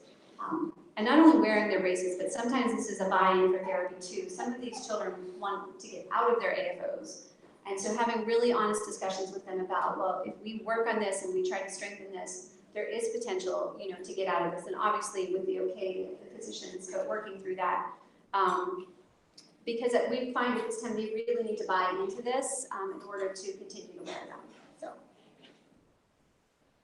And then just to go over the potential team members during this time, which is not as physician specific as the other ages, but again, communicating with the school guidance counselor and being an active participant in your child's IEP or individualized education plan. A nutritionist may be a good referral or play a role at this time, maintaining that proper weight, so long-term. So again, having the most appropriate nutrition so you're healthy, but then also not going a little too far so that they're able to move easily. So we sometimes do that referral during this time to talk to the family and the child. And again, potentially an endocrinology for bone health. And then we do have access to a motion analysis center at our facility, which I know is not always easy to find, but we are beginning to use those too, just to gain more information. And we do need the child to typically be able to ambulate without a device, or we try to get creative if they have to have one, but we're beginning to use that to sort of answer some questions about potential procedures or even just potential optimal bracing at this point. So I'm going to pass it back over to Lisa now. She's going to go through the last one. So moving on to the kind of teenage and adult years. So what does this look like? Well, therapy basically gets into doing life because you're rather active and busy with getting up and getting dressed, and you're doing a lot of range of motion and strengthening in doing life. As well as, unfortunately, we have more limited resources for therapy. It's kind of, I don't know if it's necessarily seen or what, but the idea of doing, therapy every Tuesday for the rest of your life does not happen all the time. So hopefully you're able to see the waxing range of therapy. We do have times of for therapy, and so you're going to see those in outpatient departments. Sometimes you're going to have different fractures, you're going to have different interventions and some of that, and so an intense burst of therapy will be there. Whether you're going to do some different adaptations, we have some questions, we do have that. And then, once again, as Tricia's saying, trying to think outside that box and be creative. Therapy is also going to come in ways of going to the gym or recreation centers and all, because you have participating in different things. And so think of other ways that we can be doing some of the same things. As always, goals are range of motion and strength. That's our lifelong battle with arthroplasties, is keeping up that range of motion, keeping up the strength to do things.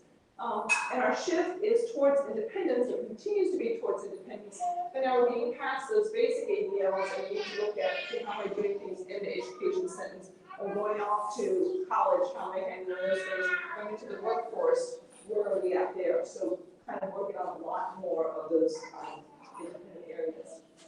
So how does that look? What is doing life? Well, you're getting up and you're getting dressed and you're getting showers, and you're doing a lot of range of motion, you're doing a lot of strengthening there, and then taking another time out to do specific therapy is not usually into that routine. That being said, exercise is a key. Whether you have arthroplasties or not, we all need to be maintaining some sort of healthy lifestyle. And thankfully, we have a lot more literature coming out with that adult population. And so this one's stuff that, in regards to AMC people, they had 22 adults with AMC, and 64% were actively engaged in exercise. We say, yay, go AMC. But this next study shows here that the adults with AMC, looking at those, were much less physically active than the able-bodied population. Sorry, I keep getting your way. I apologize. And so we need to keep that in the focus that yes, a physical active lifestyle is as important for everybody. What that needs and what that takes on, we just need to be cognizant of that and doing that, because for everybody, keeping your cardiovascular system going, keeping your strength going, gives you the ability to participate and do things because you have the energy, as well as getting a healthy weight. Kind of minimizes that joint deterioration that comes with age. And as we all get older, we get stiffer and we have more impact on these. So we need to try to keep that healthy lifestyle going. As you're thinking of that, though, when you're with AMC, so it's like, oh, great, let's do like a water program. If you have a swimming pool, that's a wonderful thing. but then you also, as we've talked about, that this is a whole multidisciplinary, you need to look at all the different perspectives. Can you go to the gym and can you get into your swimsuit in the locker room and then make it somewhere? Oh, let's think through that process as well. How am I going to access some of these areas? How am I going to get dressed and not get dressed? So there's a whole gamut to just say, let's go out and do some exercise. We need to do that. We need to look at it. What's best fits you? What is the best for your situation, your condition? Independent living. We have done, as you see, with the school-age population, we're starting to move away from home. We're going to get more independent in school, and we can still go home and mom and dad can help here and there. Now we're looking at independent living. You're going to be on your own and doing things. So we're going to get some away from those basic ADLs into other tasks and what can we work on. And we like to work on the creativity, the assistance, and the advocacy. So creativity, think outside the box. What can we use? What is going to help us so that you can best be independent in these areas? What are different devices? Can we look at and do that? Assistance. Okay, we've heard, yes, go for adaptive equipment. No, don't use adaptive equipment. Well, if it's a tool and you can use it, that would be a fantastic piece to do it all. So let's kind of see what kind of assistance, what do you need, what modifications do you need? And then the advocacy. I think it's very important to teach our children with AMC to be advocates for themselves. You don't want to be a passive-aggressive person. You don't want to be the bossy person, but you do need to be an advocate to say, hello, I'm so-and-so, and I need help. Can you please button here? I need you to tie my shoe. I fell. I need you to help me get up. Because there's some things that we're just never going to be able to get to do, but you need to be able to say, this is me, this is what I need. And so we work on that creatively. How can we look at that? What do I need to do it? And how can you be able to say for yourself, this is what I need or not need?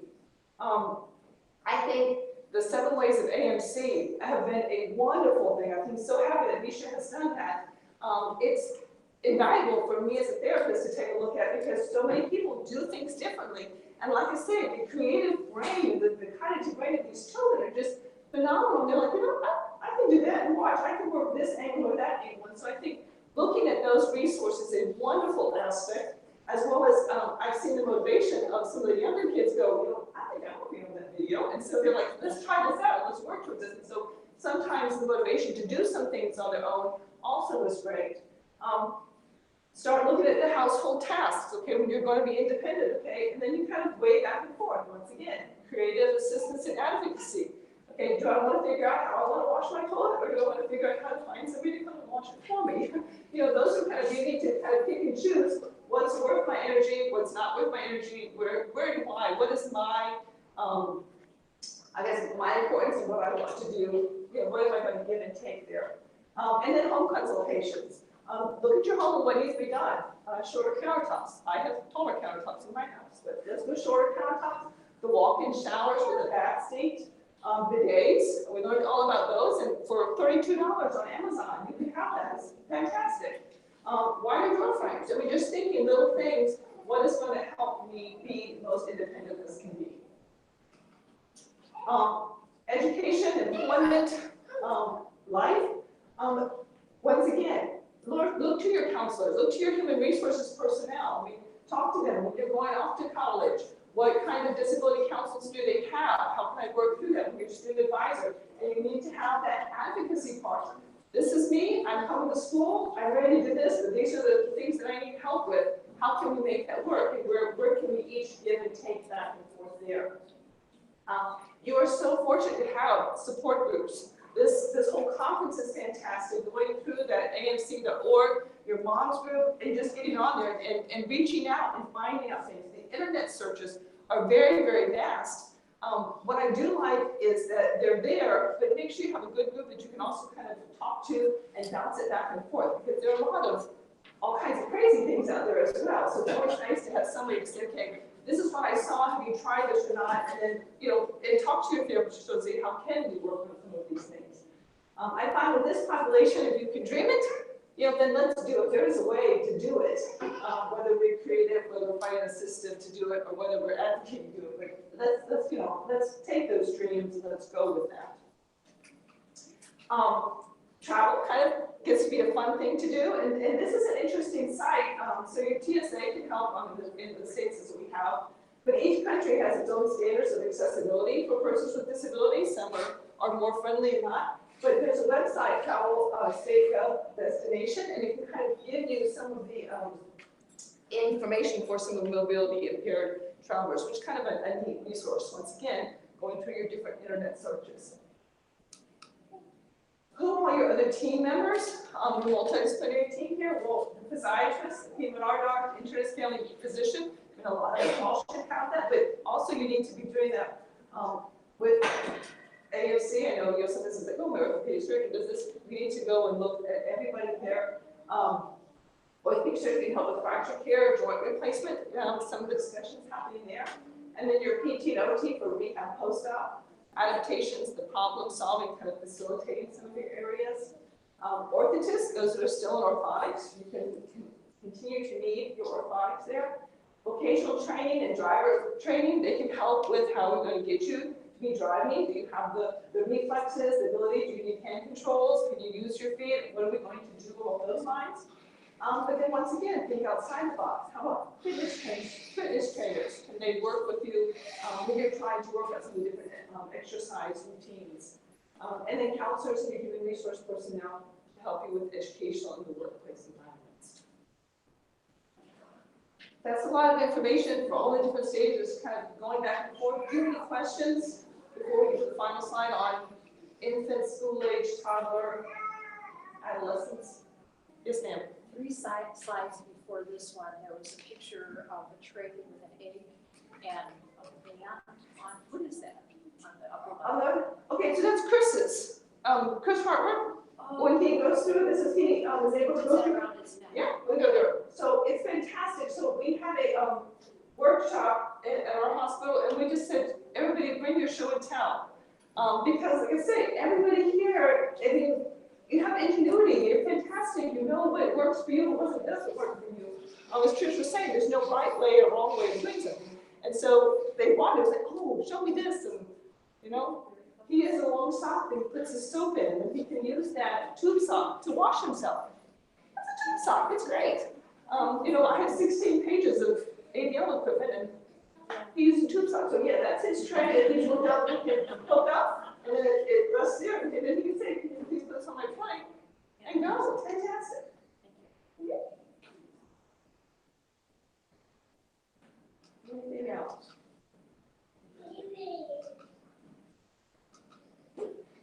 Maybe you already saw this slide in another presentation, but for us, AMC is such a condition of hope, okay? It is a population that always surprises our expectations, and kind of, wow, I don't even have expectations. It's kind of like the sky. Let's just go for it, and let's figure out how we can do what we can best, how we can best serve you. It's very treatable. I think it's best when it is a team approach because there are so many factors and facilities and all. And our thing is, how can we best serve you? How can we best get you to be doing the things you want to be doing? How can we best help you that way? Family center is very critical. We are here for you. We don't have all the answers, but it's so much fun to be able to be part of this journey with you and to try to figure things out. So please let us and please encourage the dialogue and keep that communication going.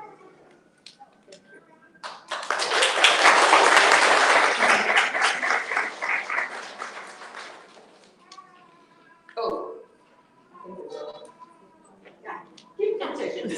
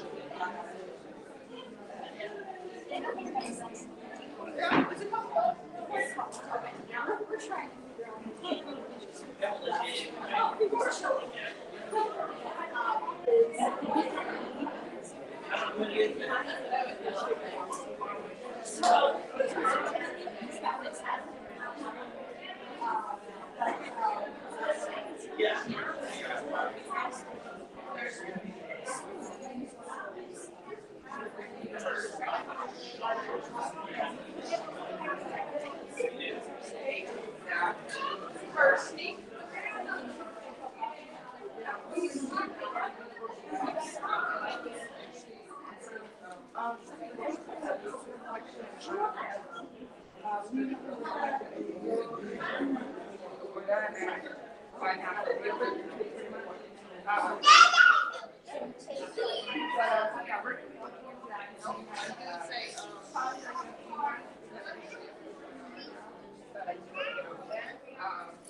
was curious to ask about having a recommendation for like a standard walker brand.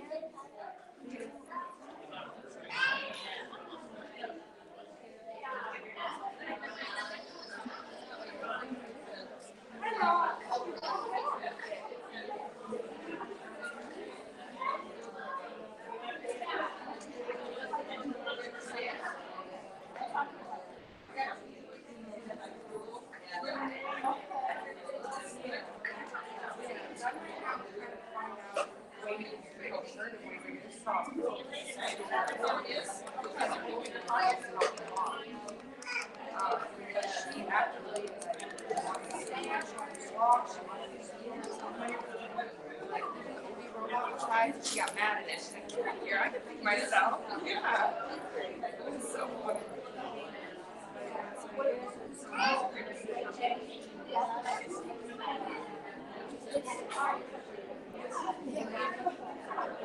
Yeah, so sometimes this is just the way it's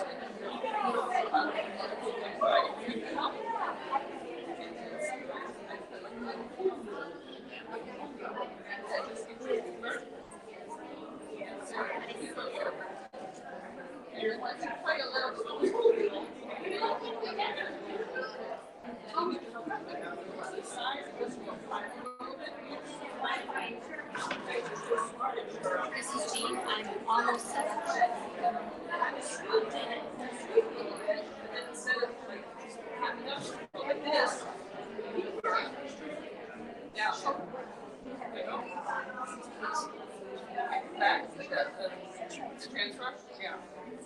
Yeah.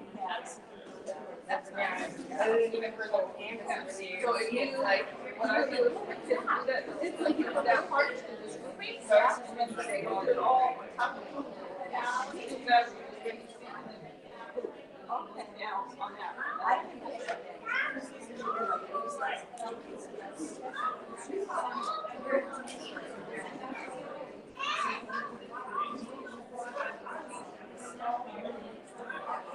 Yeah, her biggest thing is standing business meetings. So she does. That's like she's standing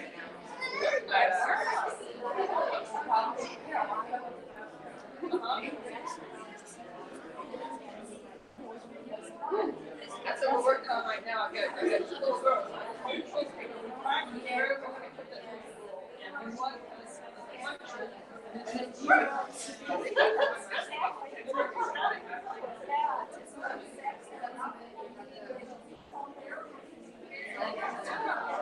Very smart.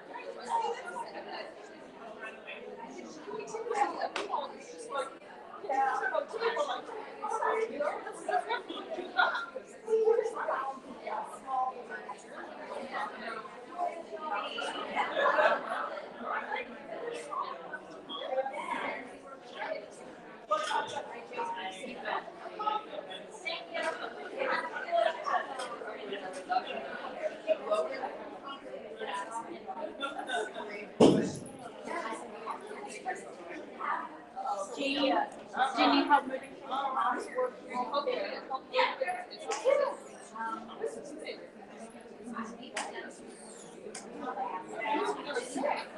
I'll tell you something that's really they're just right training.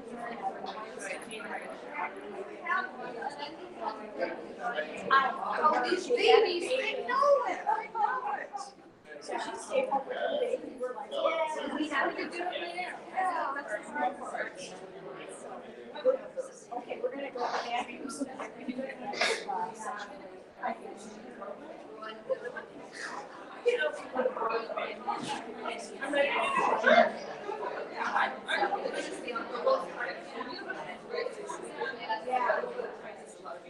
Yeah. We've tried to exclusive. Yeah, that's all I wanted to say. Oh, yeah, great. All right.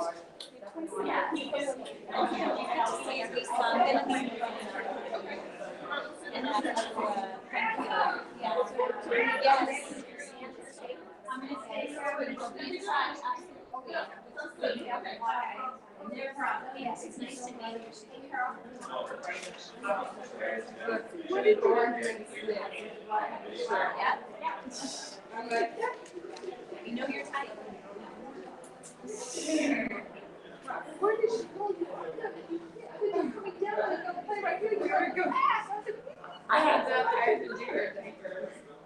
And she was Nice to meet you. Yeah.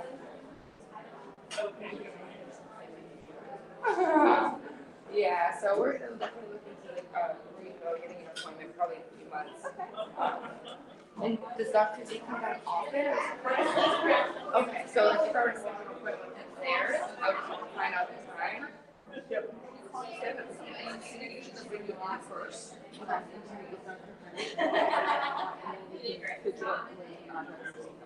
Is Dr. Hires lowered or uppers? She's everywhere. But she's starting her career, and so she got hired. And she does things with us.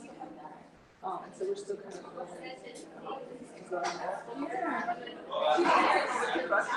Yeah. And so it's just really been great. That's what I was just asking her about the latissimus muscle, because I'm like, that would be pretty much the one I was like thinking, because of pectoral, like as a female, I'm like, besides plastic surgery, I just wouldn't want to do that for her. And she only had a partial. You talking about the lower versus the upper? Yeah. She had the upper? She had just the lower, she had a partial. Because I had those small spots, we watched that, she's no changes there. Well, yeah, I just know that she's gonna be a little smaller chested, so it's gonna probably hurt some of that. But then again, there's surgeries that are like, plastic surgery is not something to frown upon. No.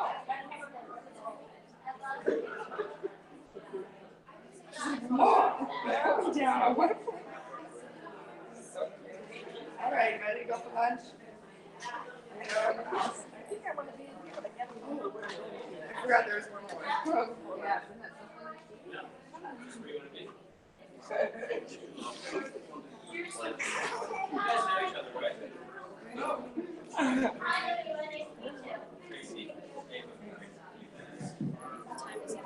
We still have time, 10:50. Yeah, they were done, because I came in like 40, thinking if I have to give them the 5-minute heads up, they were done.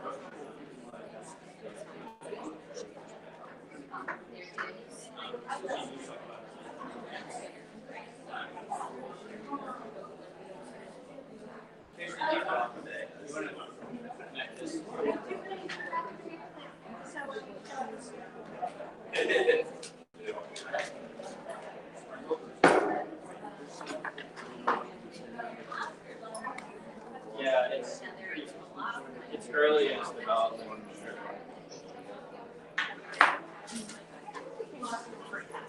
Usually doesn't. To present, but the laptop is also really fun. So you can stand here and see your screen. Or if you want to get up and talk.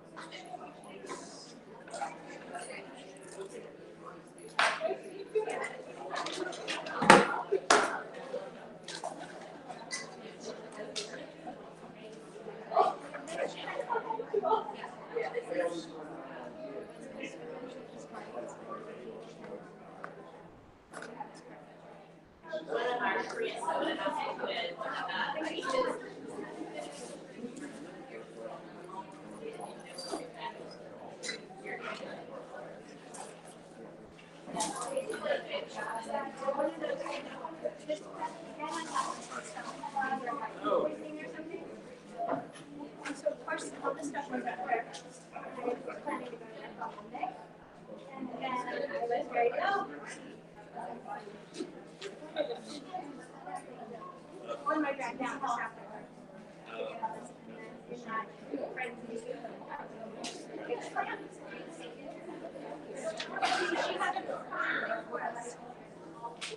Great.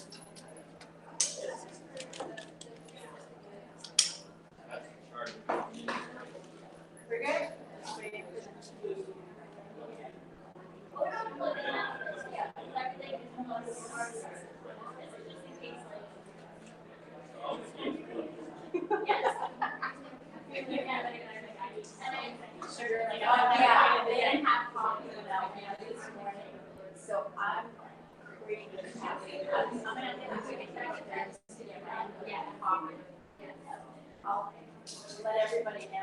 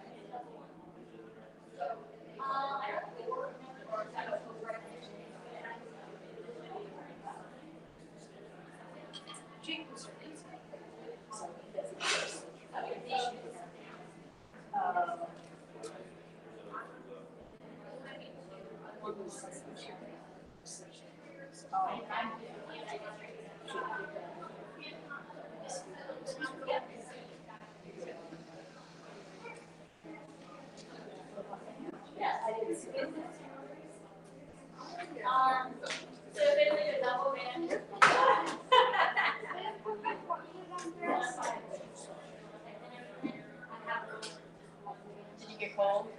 Yeah, I think he's under. It is, I can feel it right here. Yeah.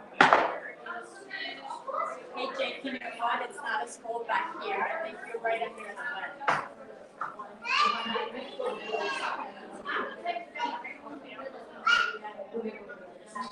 I have to go sit in there. I'll go in the house.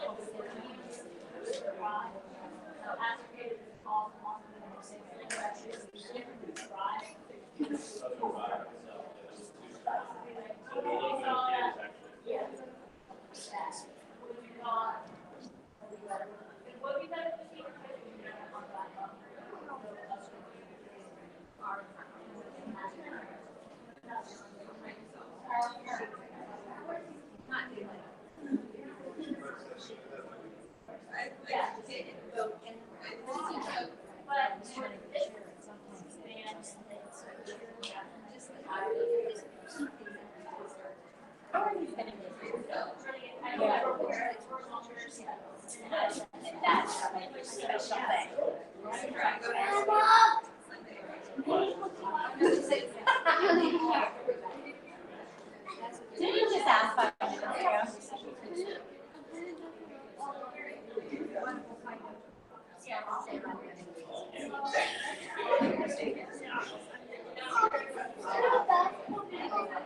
There.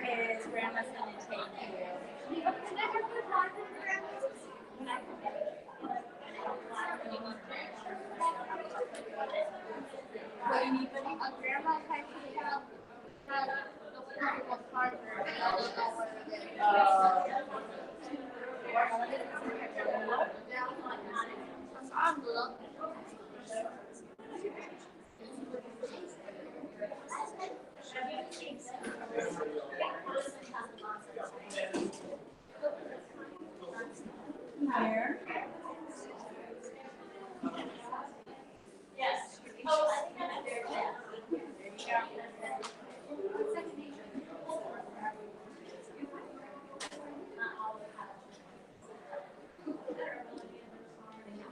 Yeah, almost.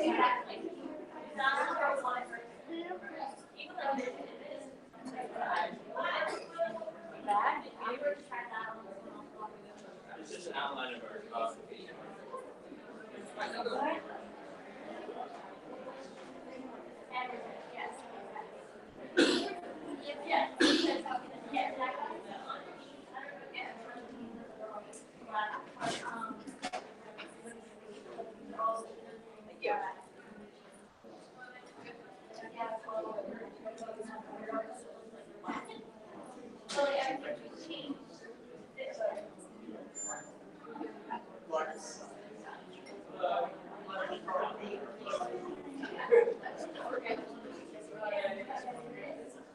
There.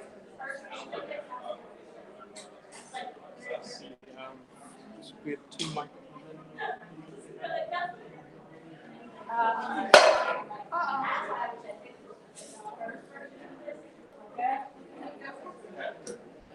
I think there was, Should be a lavalier here somewhere.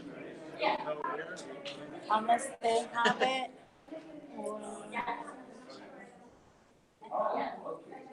The last walk out. Oh no, here it is. Okay. Oh, okay. Is this 2%? Yes. Yeah, we're just gonna swap the mic. Okay. We don't need a lavalier. Yeah. Okay. I just wanted to make sure you were aware it was here. Just in case. Appreciate it. Yeah. If this thing is working,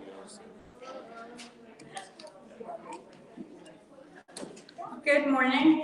Please go ahead and take a seat so that we can get started. And thank you for being here. And if I can put them on schedule. We're happy to have Ashley Gifford and Tracy Shank. I didn't kill it. Pigford, but that's okay. Pigford, I'm sorry. Ashley Pigford and Tracy Shank. Thank you for being here and welcome.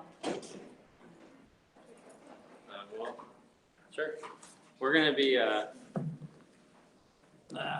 passing the mic a little bit here. So this is, I'm Ashley Pigford. I teach at University of Delaware and run a graduate program where we develop, it's an interaction design graduate program where we are focusing on developing assistive technology, and we've been focusing specifically on AMC and eating. And I'm Tracy Shank. I'm an occupational therapist and a hand therapist at DuPont, Memorial City DuPont Hospital for Children in Delaware. I've been an OT for 25 years and doing hands specifically for the last 10, and at DuPont the last 7, so it's always mine. Ashley and I sort of started teaming up maybe about a year ago. We went to AMC Day at our hospital and ours and shared ideas, and then the rest is sort of history. We decided that collaboration is the way to go.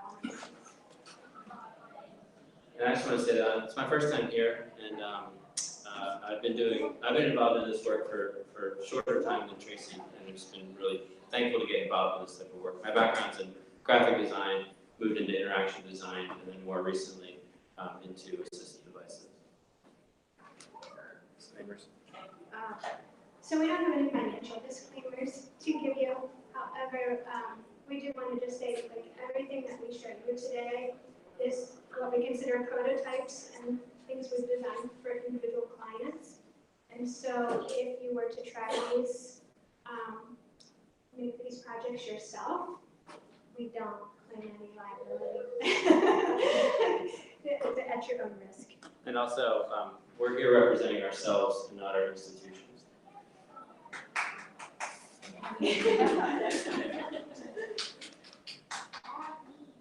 So the plan for today is sort of going to go, I'm going to go really quickly just through commercially available products for you, in case you're not aware of some of the things that are out there related to feeding. But we'll go really fast through that. If you have questions along the way, or I'm going too fast, feel free, raise your hand, stop me, shout out. We don't mind taking questions, story, or if you have comments, something works, something doesn't work. We definitely want this to have a discussion piece and to get your feedback. So we'll do that quickly. We'll talk also about some of the commercially available robotic devices, and then we'll move into the do-it-yourself projects, some of which are using existing products in a novel way, and some of the things that we've designed straight do-it-yourself, like from scratch. And we have a handout in the back, which is a copy of our presentation if you're interested. They're back there on that first table. So if we go right into the commercially available products, the first thing I wanted to show, there's a variety of products out there that assist the grip process. So if you have difficulty holding a utensil, there's a general kind of product that's called a universal cup. So it's basically something that gives you a strap and a piece of silverware and secure into that so that you don't have to sustain grasp during the whole meal process. This is a relatively new product. It's made out of silicone and it can be put on all sorts of different implements, including a toothbrush. The thing I like about these is they come in different sizes. Oh, shoot. Yeah, they come in different sizes, which is really handy, and the holes come in different sizes for different diameter utensils. The thing I don't like about it is a 5-pack of these costs $30 to $50, which I think is outrageous for a piece of silicone. I've had a lot of patients who had family members who could sew, and they made very similar products out of sewing elastic. So that cost about $250 from Joanne Fabrics, and you just make a little loop on both ends, and it works just as well. The next thing I want to look at a variety of different silverware that's commercially available, all that are adapted in different ways. So the next 3 slides actually are going to be these covered spoons, and they're aimed at different age groups. So this would be our more pediatric friendly one. And again, I just want to point out, these are great. Covered spoons really help in alleviating the spillage problem. So sometimes if you have an unsteady grasp, that translates by the time you get to the food to your mouth. Some of it has spilled out of your spoon. So that covered design is really, really helpful. But again, these are like $8 per utensil, so that can be expensive. Here's the adult version of the same product. Again, I think this one is a little bit more, same price range. And then an infant version of the same idea. And those could all be modified with foam handles or elastic cups or the silicone products for grasp. And then we have the standard angled silverware. So you can get angled spoons and angled forks, and they all have build-up handles. These are a bit more expensive, so they're anywhere between $14 and I would say $23 if you look at a catalog for these kind of products. And the idea is good. What I don't like about them, if it works for you, it works well, but there's a lot of people who it doesn't. And the reason is that angle isn't always customizable. Sometimes it is, but sometimes it's not. And so if that angle isn't the angle you want, you're sort of stuck now with this $20 fork. Well, the handle is too fast. And then, exactly. And so they all have built-up handles, but the handle size does not fit everybody. And also some of them are much heavier than others. So sometimes fatigue is an issue if you have a big handle and it's too heavy. Here's another variation of that same idea. This fork has an extended handle that you can sort of wrap around the arm or hand to get more secure grasp. Or you could use it for length as an extension. It's filled up with foam. And again, or you could use that whole blue piece is bendable. And so you could change the angle that way and customize it. Again, those are about $20, so that's sort of a pricey piece. And my experience with those clinically is people report they're very cumbersome. They usually like the idea in the beginning and then it becomes sort of a pain. The foam gets dirty over time. It is washable, but it doesn't look nice, and that's what you're eating with. So those are some of the considerations with that. And it doesn't fit into a universal cup. And it doesn't fit into a cup, right? And so you could hook your own strap to it, which is the intent of this. But again, that adds another layer of gold. So we can look not only at the silverware, but we can also look at the actual surface that we eat from. This is a really clever product, I thought, that integrates the mat and the bowl together, so your bowl can't tip over and it doesn't slide across the table. And again, since silicone has been more dominant in the marketplace recently, we're seeing a lot more products like this, which is sort of cool. One of these I saw out of the table that I think for the silent option. So this is a very cool product. It clamps on the bottom, so it can clamp onto your stroller, car seat, wheelchair, table, and it has this nice strong gooseneck. It's very strong, and then a elastic that goes around your cup or bottle, if they show the picture. So that just sort of gives you another way of independent drinking. And those range in price when you look online, anywhere from $20 to $40. I don't know why the big range, but. So we can also look at not changing all of the equipment that we tend to eat with, but also look at changing the dynamics and biomechanics of the arm. This is a device that gives you a shoulder assist. It's rubber band powered. It's available through medical supply companies. Jayco is the manufacturer. And when you increase the number of rubber bands here, you get more lift at the shoulder. So it helps in elevating the arm. This would work for someone potentially who had good elbow flexion, but they just can't get their arm high enough to bring it, get it into their mouth. And those run about $700 per arm. And insurance typically does not cover them, but on occasion they do. This is sort of the next level of that, but this time you have rubber band power at both the shoulder and the forearm, so it gives you a little bit more lift. This is a device called the Wilmington Robotic Exoskeleton. It was developed at Memoirs by Tarek Rahman and his team in engineering. We have tracked about 300 to 400 people using these devices so far in the last 10 years. They work well for people who do not have elbow flexion contractures.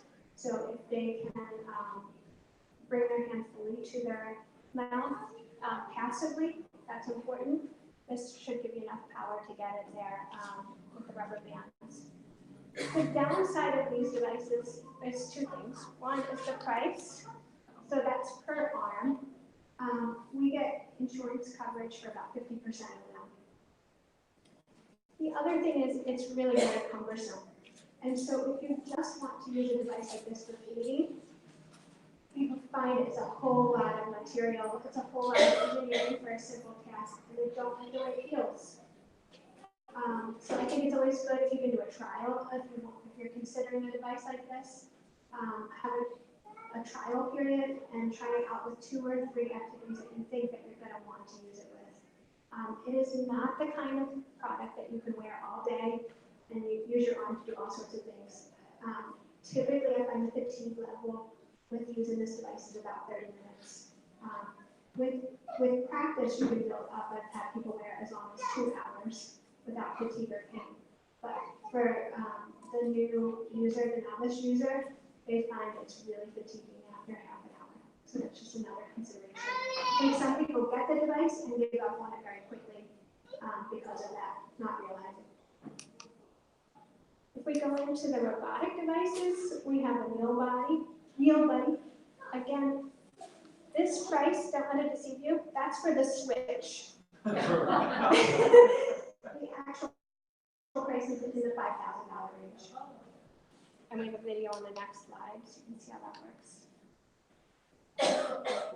Is anybody already familiar with this? Some. Positive experience?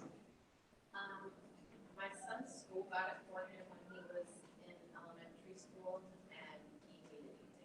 Why? Just because he felt strange in front of everybody, how different it made him. He actually preferred having somebody help him than having him using that. Interesting.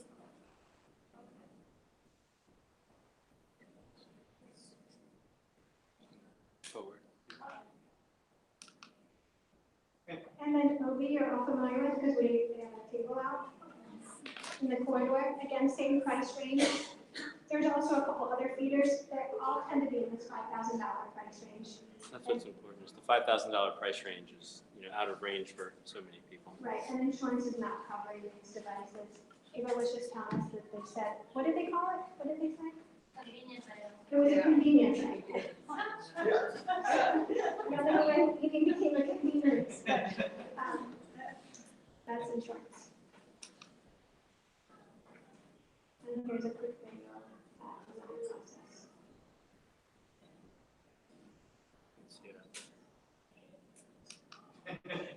So we're going to move into some of the adaptations now that you can do yourself. So the first thing I wanted to introduce is how many people have heard of the website called Thingiverse? Couple. Okay, good. So Thingiverse is a website, and it's a free share place on the web where people post 3D print files and ideas. So one idea, if you type in keywords like disability or adaptive devices or adaptive silverware, you'll get a list of devices that people have posted that can be 3D printed. And they post a picture, they post a file so that you can take that file to your local library or your local maker group, and they will print the objects for you at usually a pretty low cost. There's also services you can send away the file and you'll get it, like ShapeWorks in New York City. Perfect. And then any of the other component parts they'll have listed. So this one is called the Bowers Assistive Fork. And you basically just get a piece of PVC pipe about 8 to 10 inches long, whatever your need reaches. And then the 3D printed part is this. I didn't glue it in so you could see that. And a fork slides into here. So you could use your own silverware. And again, it just sort of gives you that extended reach to get up a little higher. Thanks. So that's on Thingiverse. And I think that's a great resource in general. On the bottom, you'll see here, they also have this little handle component, which I have printed out for you. That would go on the bottom if you wanted it. And you can change the angle to that as well. This is a video from YouTube, and it's really attempting to show this young man's use of this device. But what I liked about the video was their use of this box. So this is a really, really handy tool if any of you have not made one, but elevating the table surface is a really nice way to go. And especially if you use a jigsaw and sort of get that hole so that your bowl can be recessed and your bowl can't slip away. And if you made that, this is out of plywood it looks like, or some sort of 1-inch pine, or maple even, I don't know what that is, but it's heavy. And you want heavy so it doesn't slide on the table, but if I were making it, I would try to choose a more lightweight material and put a non-slip surface on the back, so that it would be more affordable if you wanted to take it to a restaurant. And then thinking about like, you put a handle right here, make it lightweight material, and on the other side, maybe you could have a strap to put on there, silverware that you use, whatever, and carry it like a little suitcase into the restaurant. So those would be some simple adaptations to that, make it portable. This is just your standard snack product, but I've seen a lot of people have these on their wheelchairs and on the tables out in the exhibit corridor. And there's so many uses for these, I can't even tell you, but I just want you to think out of the box when you see these, because you don't have to have a custom one that has your specific need written on, like the third one, right? So that just holds a cup. You can take this and get a cup that has a handle, and then that clamp will hold the handle, and there it'll hold your cup later. Or you can very easily make, even out of duct tape, a little loop of duct tape on both sides so it's not sticky anymore. With a tab, put the tab in that handle, and then you have your place to put your cup, or whatever it is. You could use one of the sandwich holders that you get in catalogs, and put a sandwich holder in there as well. So there's a lot of different ways to use this in novel ways. They're not just to hold cell phones and iPads. although they work well. Here's just a sample of that same clamp that we use in our clinic, and we use cups with handles, and that clamp holds the handle very nicely. Real quick, the toothbrush and the hairbrush are there because the other thought is they could also hold like an electric toothbrush, and then move your mouth to the brush, or a hairbrush, you can move your head to the brush instead of the brush to the head. Yeah, I have an idea. This is this was on Amazon, obviously, but you can also get these at Five Below for $5. That blue coil there is an example. I've taken off that part that holds your cell phone. It's meant to wrap around your neck, so that if you're watching a show, it holds your cell phone without use of hands and without neck strain, which is really, really important.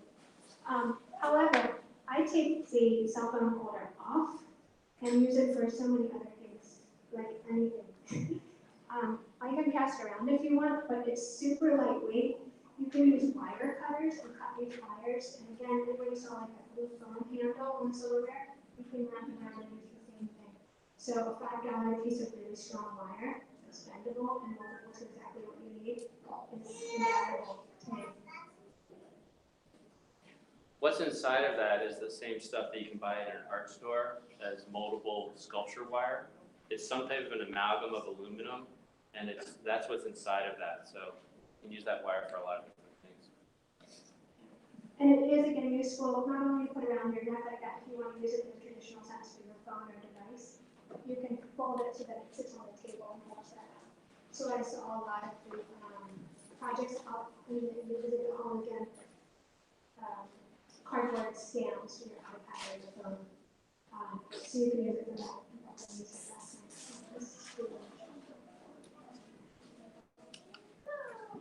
Another way that you might consider, and sometimes in our clinic, I just leave these devices sitting around the tables and I see what people come in and do with them, and then I follow their lead. And so a couple people had this idea.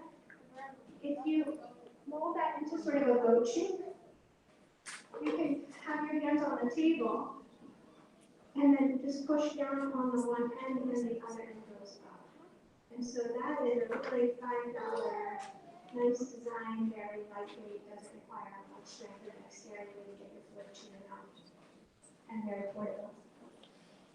If getting food on the fork is an issue with that, for some people I found it is, for some people it is not. You could also consider using the platform with the phone, which is in that last picture there.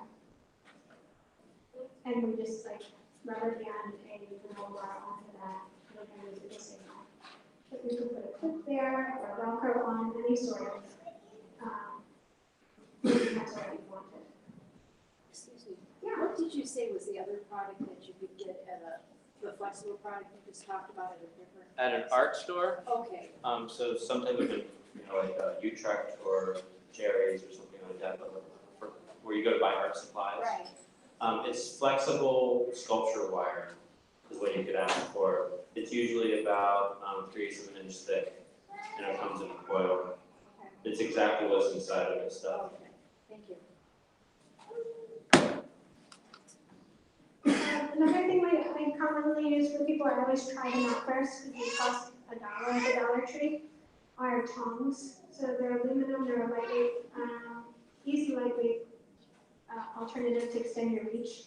They also extend your grasping ability because of that top thing is a locking mechanism.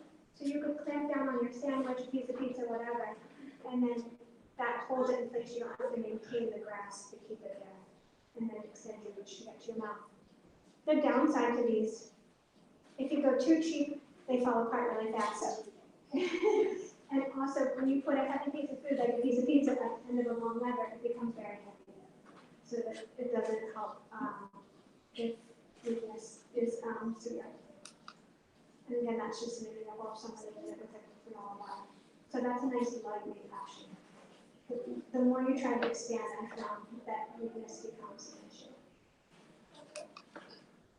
And then we're going to move into things that have just don't have an off-the-shelf component at all. They're just out of the box as it is. We hope that hopefully the light can replicate. So, yeah, things that we've made. We call these outriggers, and this is a combination of photographic equipment.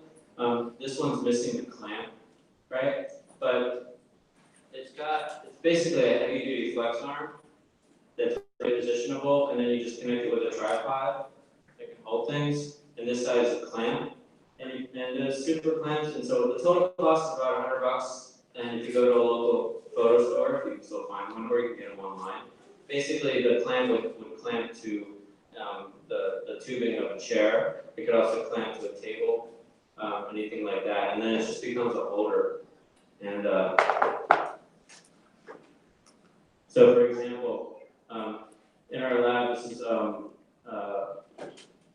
someone we work with. So you can see that it can hold a sippy cup. And I recommend the sippy cups that can get turned upside down and has a weighted straw so that you can position it anywhere you want. Those are available at Target. It could also hold a bowl, right? You can also clamp to the headrest of a car seat. And so the idea is that when you're in the car, it can hold a sippy cup or a bowl or whatever, right? So we actually, I should mention in our lab, we develop these things and then we give them away for free. And so we've given these things away to a lot of different families. So if you're interested, my contact info is on the sheet. Just to see how they work. This one is, we just got it back from reading and it's broken. So all part of the learning process. And also to talk about things that we do in the lab and things we develop. So this is a very typical thing that we would do. This is just figuring out what's right for Sarah here. For her, she would push the fork, stab the fork, and then she would drop it, and then she would pick up the fork this way. And so simple things like, oh, what if we just bend the fork and we bulk up the handle? Then it's all one action for her. And that video was one of the first times that she was actually able to just get, with a single action, get a fork to the mouth, right?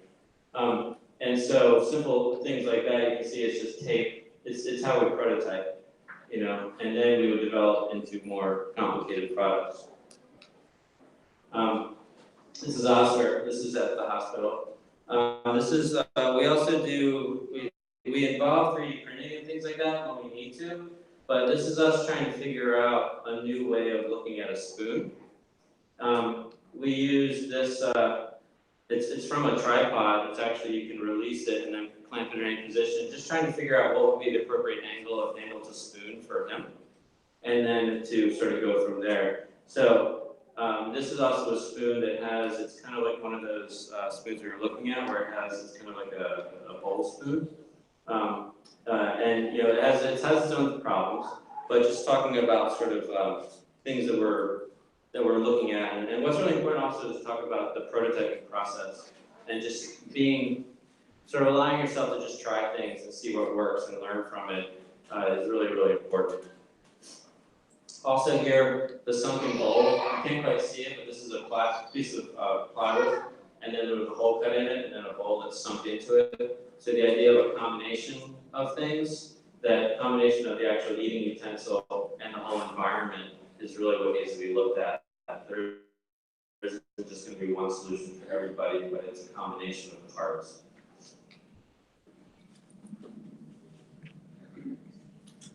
So this is just a general lifting device. I had a patient maybe 2 or 3 years ago who actually only just had 1 foot. And when I saw him on my schedule, I thought, I'm a hand therapist. I think this is the wrong referral. And they said, no, we think that it's similar enough that you're the right person. So my challenge was, he typically did put his foot, brought his foot to his mouth, but he had a spinal fusion and was then unable to feed himself anymore after the fusion, which is a common problem, right? So we designed this device so that he could work it with his foot.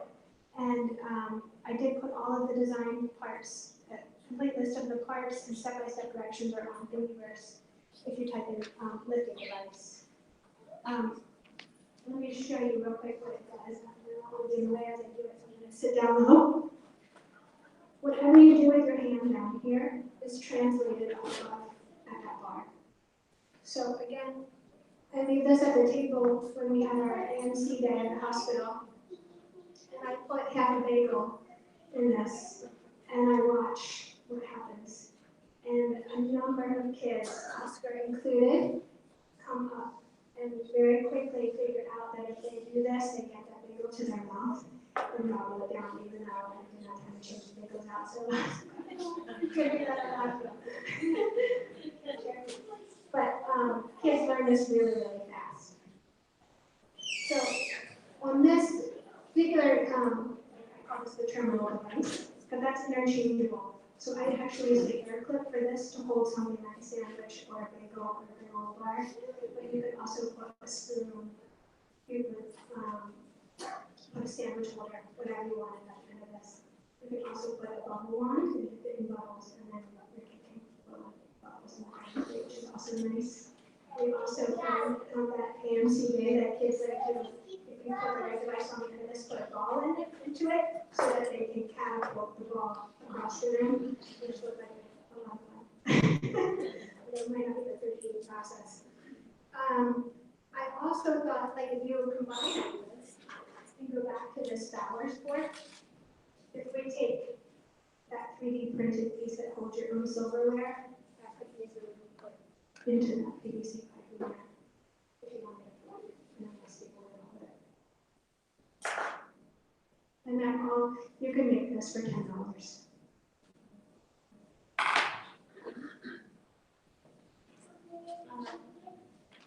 And I think that does not include the cost of the cleaner. That's the only thing that's not in there. Oh, there's my guy with one leg.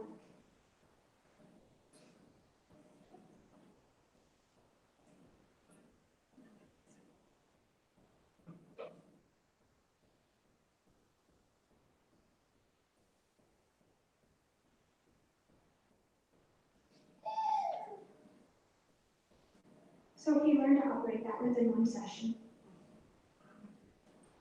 For him, because he couldn't change the angle of the bowl, if you keep going in the same direction, then I feel like you dig a little trough in your plate and not more food there. So we did hook a bowl to a Lazy Susan, and there was a second mechanism that he could operate with his foot to spin the bowl. So you can adapt it that way as well. Yeah.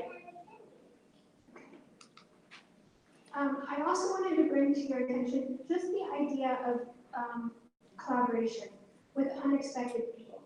So part of this AMC day at our hospital that we organized, not only did I get to meet Ashley, but I also invited the engineering teacher from my son's high school.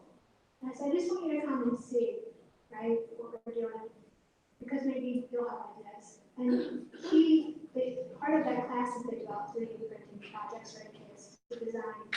And up until that year, they were designing things like fidget spinners, right? Which the kids all loved, but don't have a lot of value outside of that.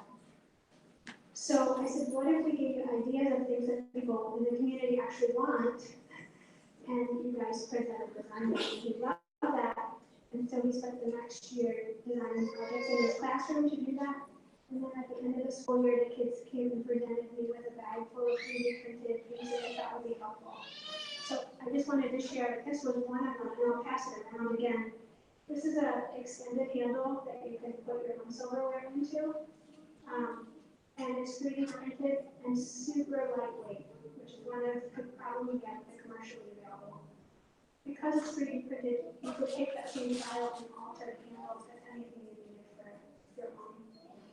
So I'll pass it around so you can feel that material. It's pretty cool. And again, that was something that you could 3D print if you had that file for under $10 very easily. So consider in your own communities, not only maker groups who do 3D printing projects, but also consider hooking up with local universities or even local high schools and saying, hey, I have this idea. Because I think a lot of people really, they just haven't thought of it.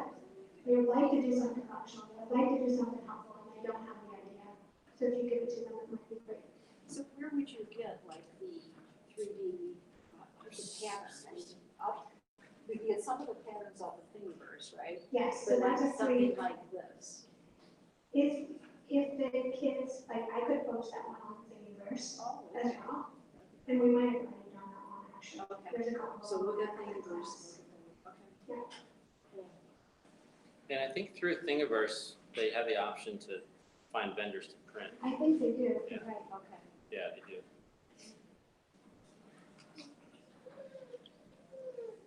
So now we're getting into a little bit more complicated stuff.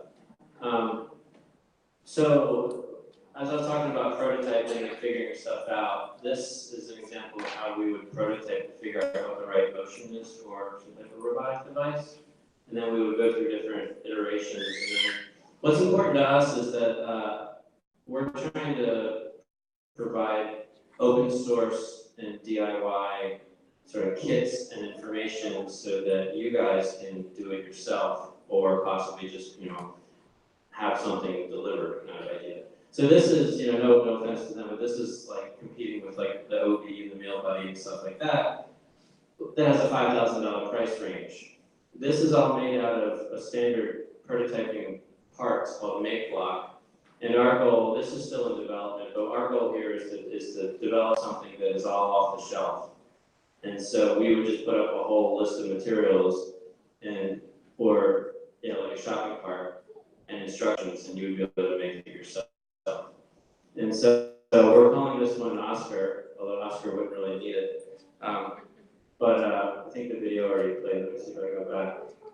Yeah, so this is obviously the video. It's just trying to get worked out. It's trying to figure out that would like go into the bowl, and then it would come.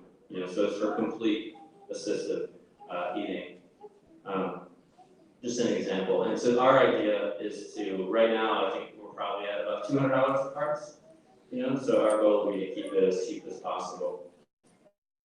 And so, just as a note, if anybody's interested in being a part, I wrote that on the sheet in any of this stuff, that we're looking for people to be a part of our research. There's no cost to you. We just want people to be involved so that we can get direct access and test things out and learn more. And then finally, the pivot. So this is a project that we've been working with Ava Okla here for the last year or two, something like that. Just trying to figure out how to how to be assistive here. And after many rounds, we realized we didn't document the many rounds of prototypes, but this is where we are. This is a common. This system right here is off-the-shelf robotic parts. There's a small piece of aluminum here and here, and then a fork and a tube. And but it's very little actual fabrication. But our goal is to we've developed it with Ava, and I'm going to demonstrate it here. And then, if other people are interested in being in testing it, please let me know. We can make more of them and work with you directly. It's a combination of parts. There's the actual fork and the arm cuff. There is a trigger switch that connects to the chair, and then there's a battery power over here. And so this is how I'm going to demonstrate in a second. But you're on the screen. This is how it works. So you stab the fork, you actuate with your left hand, and it pivots up and brings the food into the range of eating. Right? So, let's check out how this works. If you guys want to come down and get a closer look, you can. So this is the actual device. It has a aquaplast molded, that white part is molded to her arm. Inside is breathoprene, which is the breathable neoprene from Performance Health. And then there's all the sort of robotic stuff. Parts underneath this sheath, this black. You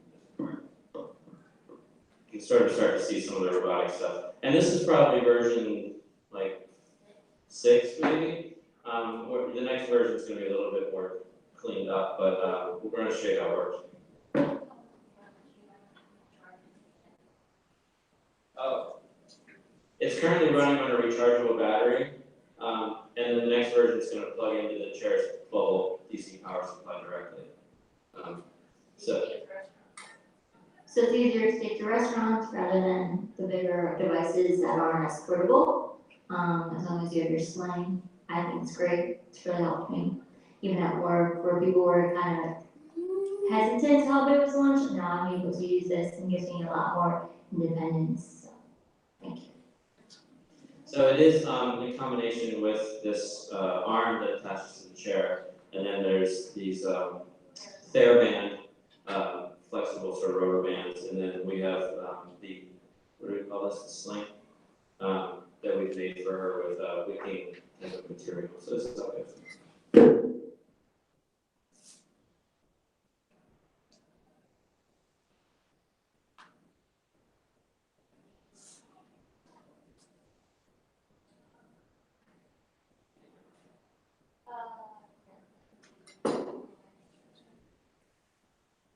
So, quick question. Yeah. So, if you're not in the chair, if that is, I assume that can also be clamped to a table? Yeah. And function similar? Absolutely. The idea here, and we can, Ava, you can tell us more your opinion on this, is that you have an OB as well. Yeah. Right? So you could possibly, I don't know if we can get this one right. So the OB, I also have the OB, like I said, it's not as portable as this, because I can just put this, like I literally a little book bag that I can place it in, whereas the OB you have to keep in like the box. I mean, which is good. This is both, as you can see, you use a fork, or you can also change it to we aren't there with the spoon yet. As you can see, it's upside down. The spoon would just drop everything. So right now we're just going through the fork part, whereas other devices with a spoon can have more items, but it's also slower and more less compact. Yeah, we're also looking at the self-leveling spoons as an add-on to this as well. Spoon has to go in and scoop and come up. Fork just has to stab. So we're starting with the fork.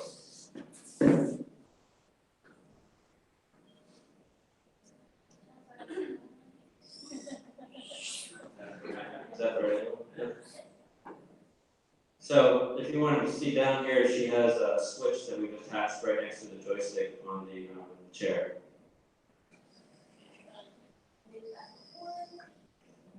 So it takes advantage of the shoulder strength to push into the food. Right. It doesn't require a lot of movement either, so I can show you. Do you want me to show you the actual? Yeah.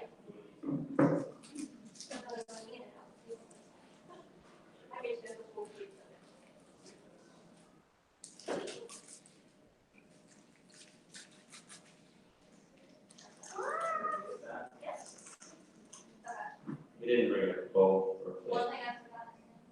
Alright, so with the bowl, it's a little easier because it doesn't move as much. So the idea is to have it all cut up and put onto a bowl. So what I will do is just stab it down as far as I can. And the bowl will be easier.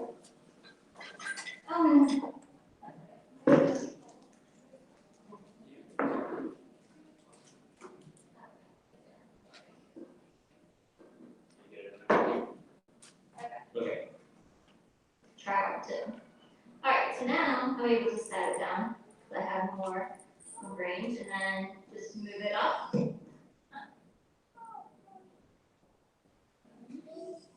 Get it back down. Very easy. So I'm curious about, we've talked a lot about this and what it's done for you to be able to, versus having people have to feed you, Do you have any thoughts? How's your team? Thoughts about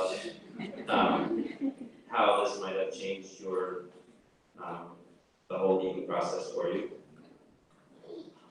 So honestly, when I first started working at my new job, it was kind of an awkward situation where people were like, I don't really feel comfortable feeding you. So it got to a point where I would have to work twice a week, which everyone eats lunch every day, not just twice a week. So I wanted to find a way to become more independent, and although it might be quicker or easier for someone just to feed me, it's really that independence because you're really eating at the same kind of level as someone else is eating. if someone eats fast, you're eating fast too. If someone's a slow eater that's feeding you, you know, you're eating slow as well. So this really gives you the independence, like if you want to take a bite, you take a bite. You can chew it as long as you want or as quickly as you want, and then you have that ability to take your next bite, not just have to wait and feel like, oh, we're going to have another bite, or you're getting me too fast, can you slow down? You know, so it just gives me the independence that I needed to be able to use this at work, at the restaurant, when I go out with my friends, things like that, so. Is that a question? Do you guys have questions on like what kinds of foods I've been able to eat during our district of granola bar? So there's a lot, anything with a fork is easy to do. Pizza, sushi, potatoes, but like not mashed potatoes, obviously. Yep, go ahead. How complicated is that? So as you saw, it took maybe 30 seconds to put on, and as people use it, like, so people at work put it on for me, and now they're used to it too. So they prefer this option than having to feed me. So it works out well. Can you put that on yourself if you're in a situation? No, I'm not able to. Just because I can't even put my hand in the sling on my own, so I would need assistance with that. Here's a question. So just an example of the type of collaborations that we do with people and whatnot. And so, you know, every individual on this planet is different. And so we find by working with individuals like you all, we can find solutions that we can then share with everybody else. You know, so if anybody's interested in getting involved, don't think that, oh, I don't see anything that's right for me. You know, the idea is that like we're just looking for solutions that are right for individuals we're working with, but we're looking for more individuals to work with. You see what I'm saying? So. Okay. So yeah, so we just wanted to thank so much, Reedy Donahue for, I want to thank you for introducing me to Ava and to Charles. I'm afraid his last name. Charlie Circle at our clinic, and also to Tarek for his help with everything. I usually bring my engineering department my ideas and my prototypes made out of PVC and cardboard, and then they clean them up with the 3D printing. And also, just to reiterate what Ashley said, please feel free to contact us if you're like, I saw your presentation and none of that stuff was for me, but can you do something with this? Like, we love new ideas, right? Would love to help you work on something, or if you have an idea on an existing idea, and you say, if you could only tweak it to do this, that would be cool. Right, like the tabletop, it's great ideas. Those things are really helpful, and they help not only hopefully help your family, but we can spread those ideas to other families, and then everyone can tweak it to their individual needs. So it helps the whole community. So get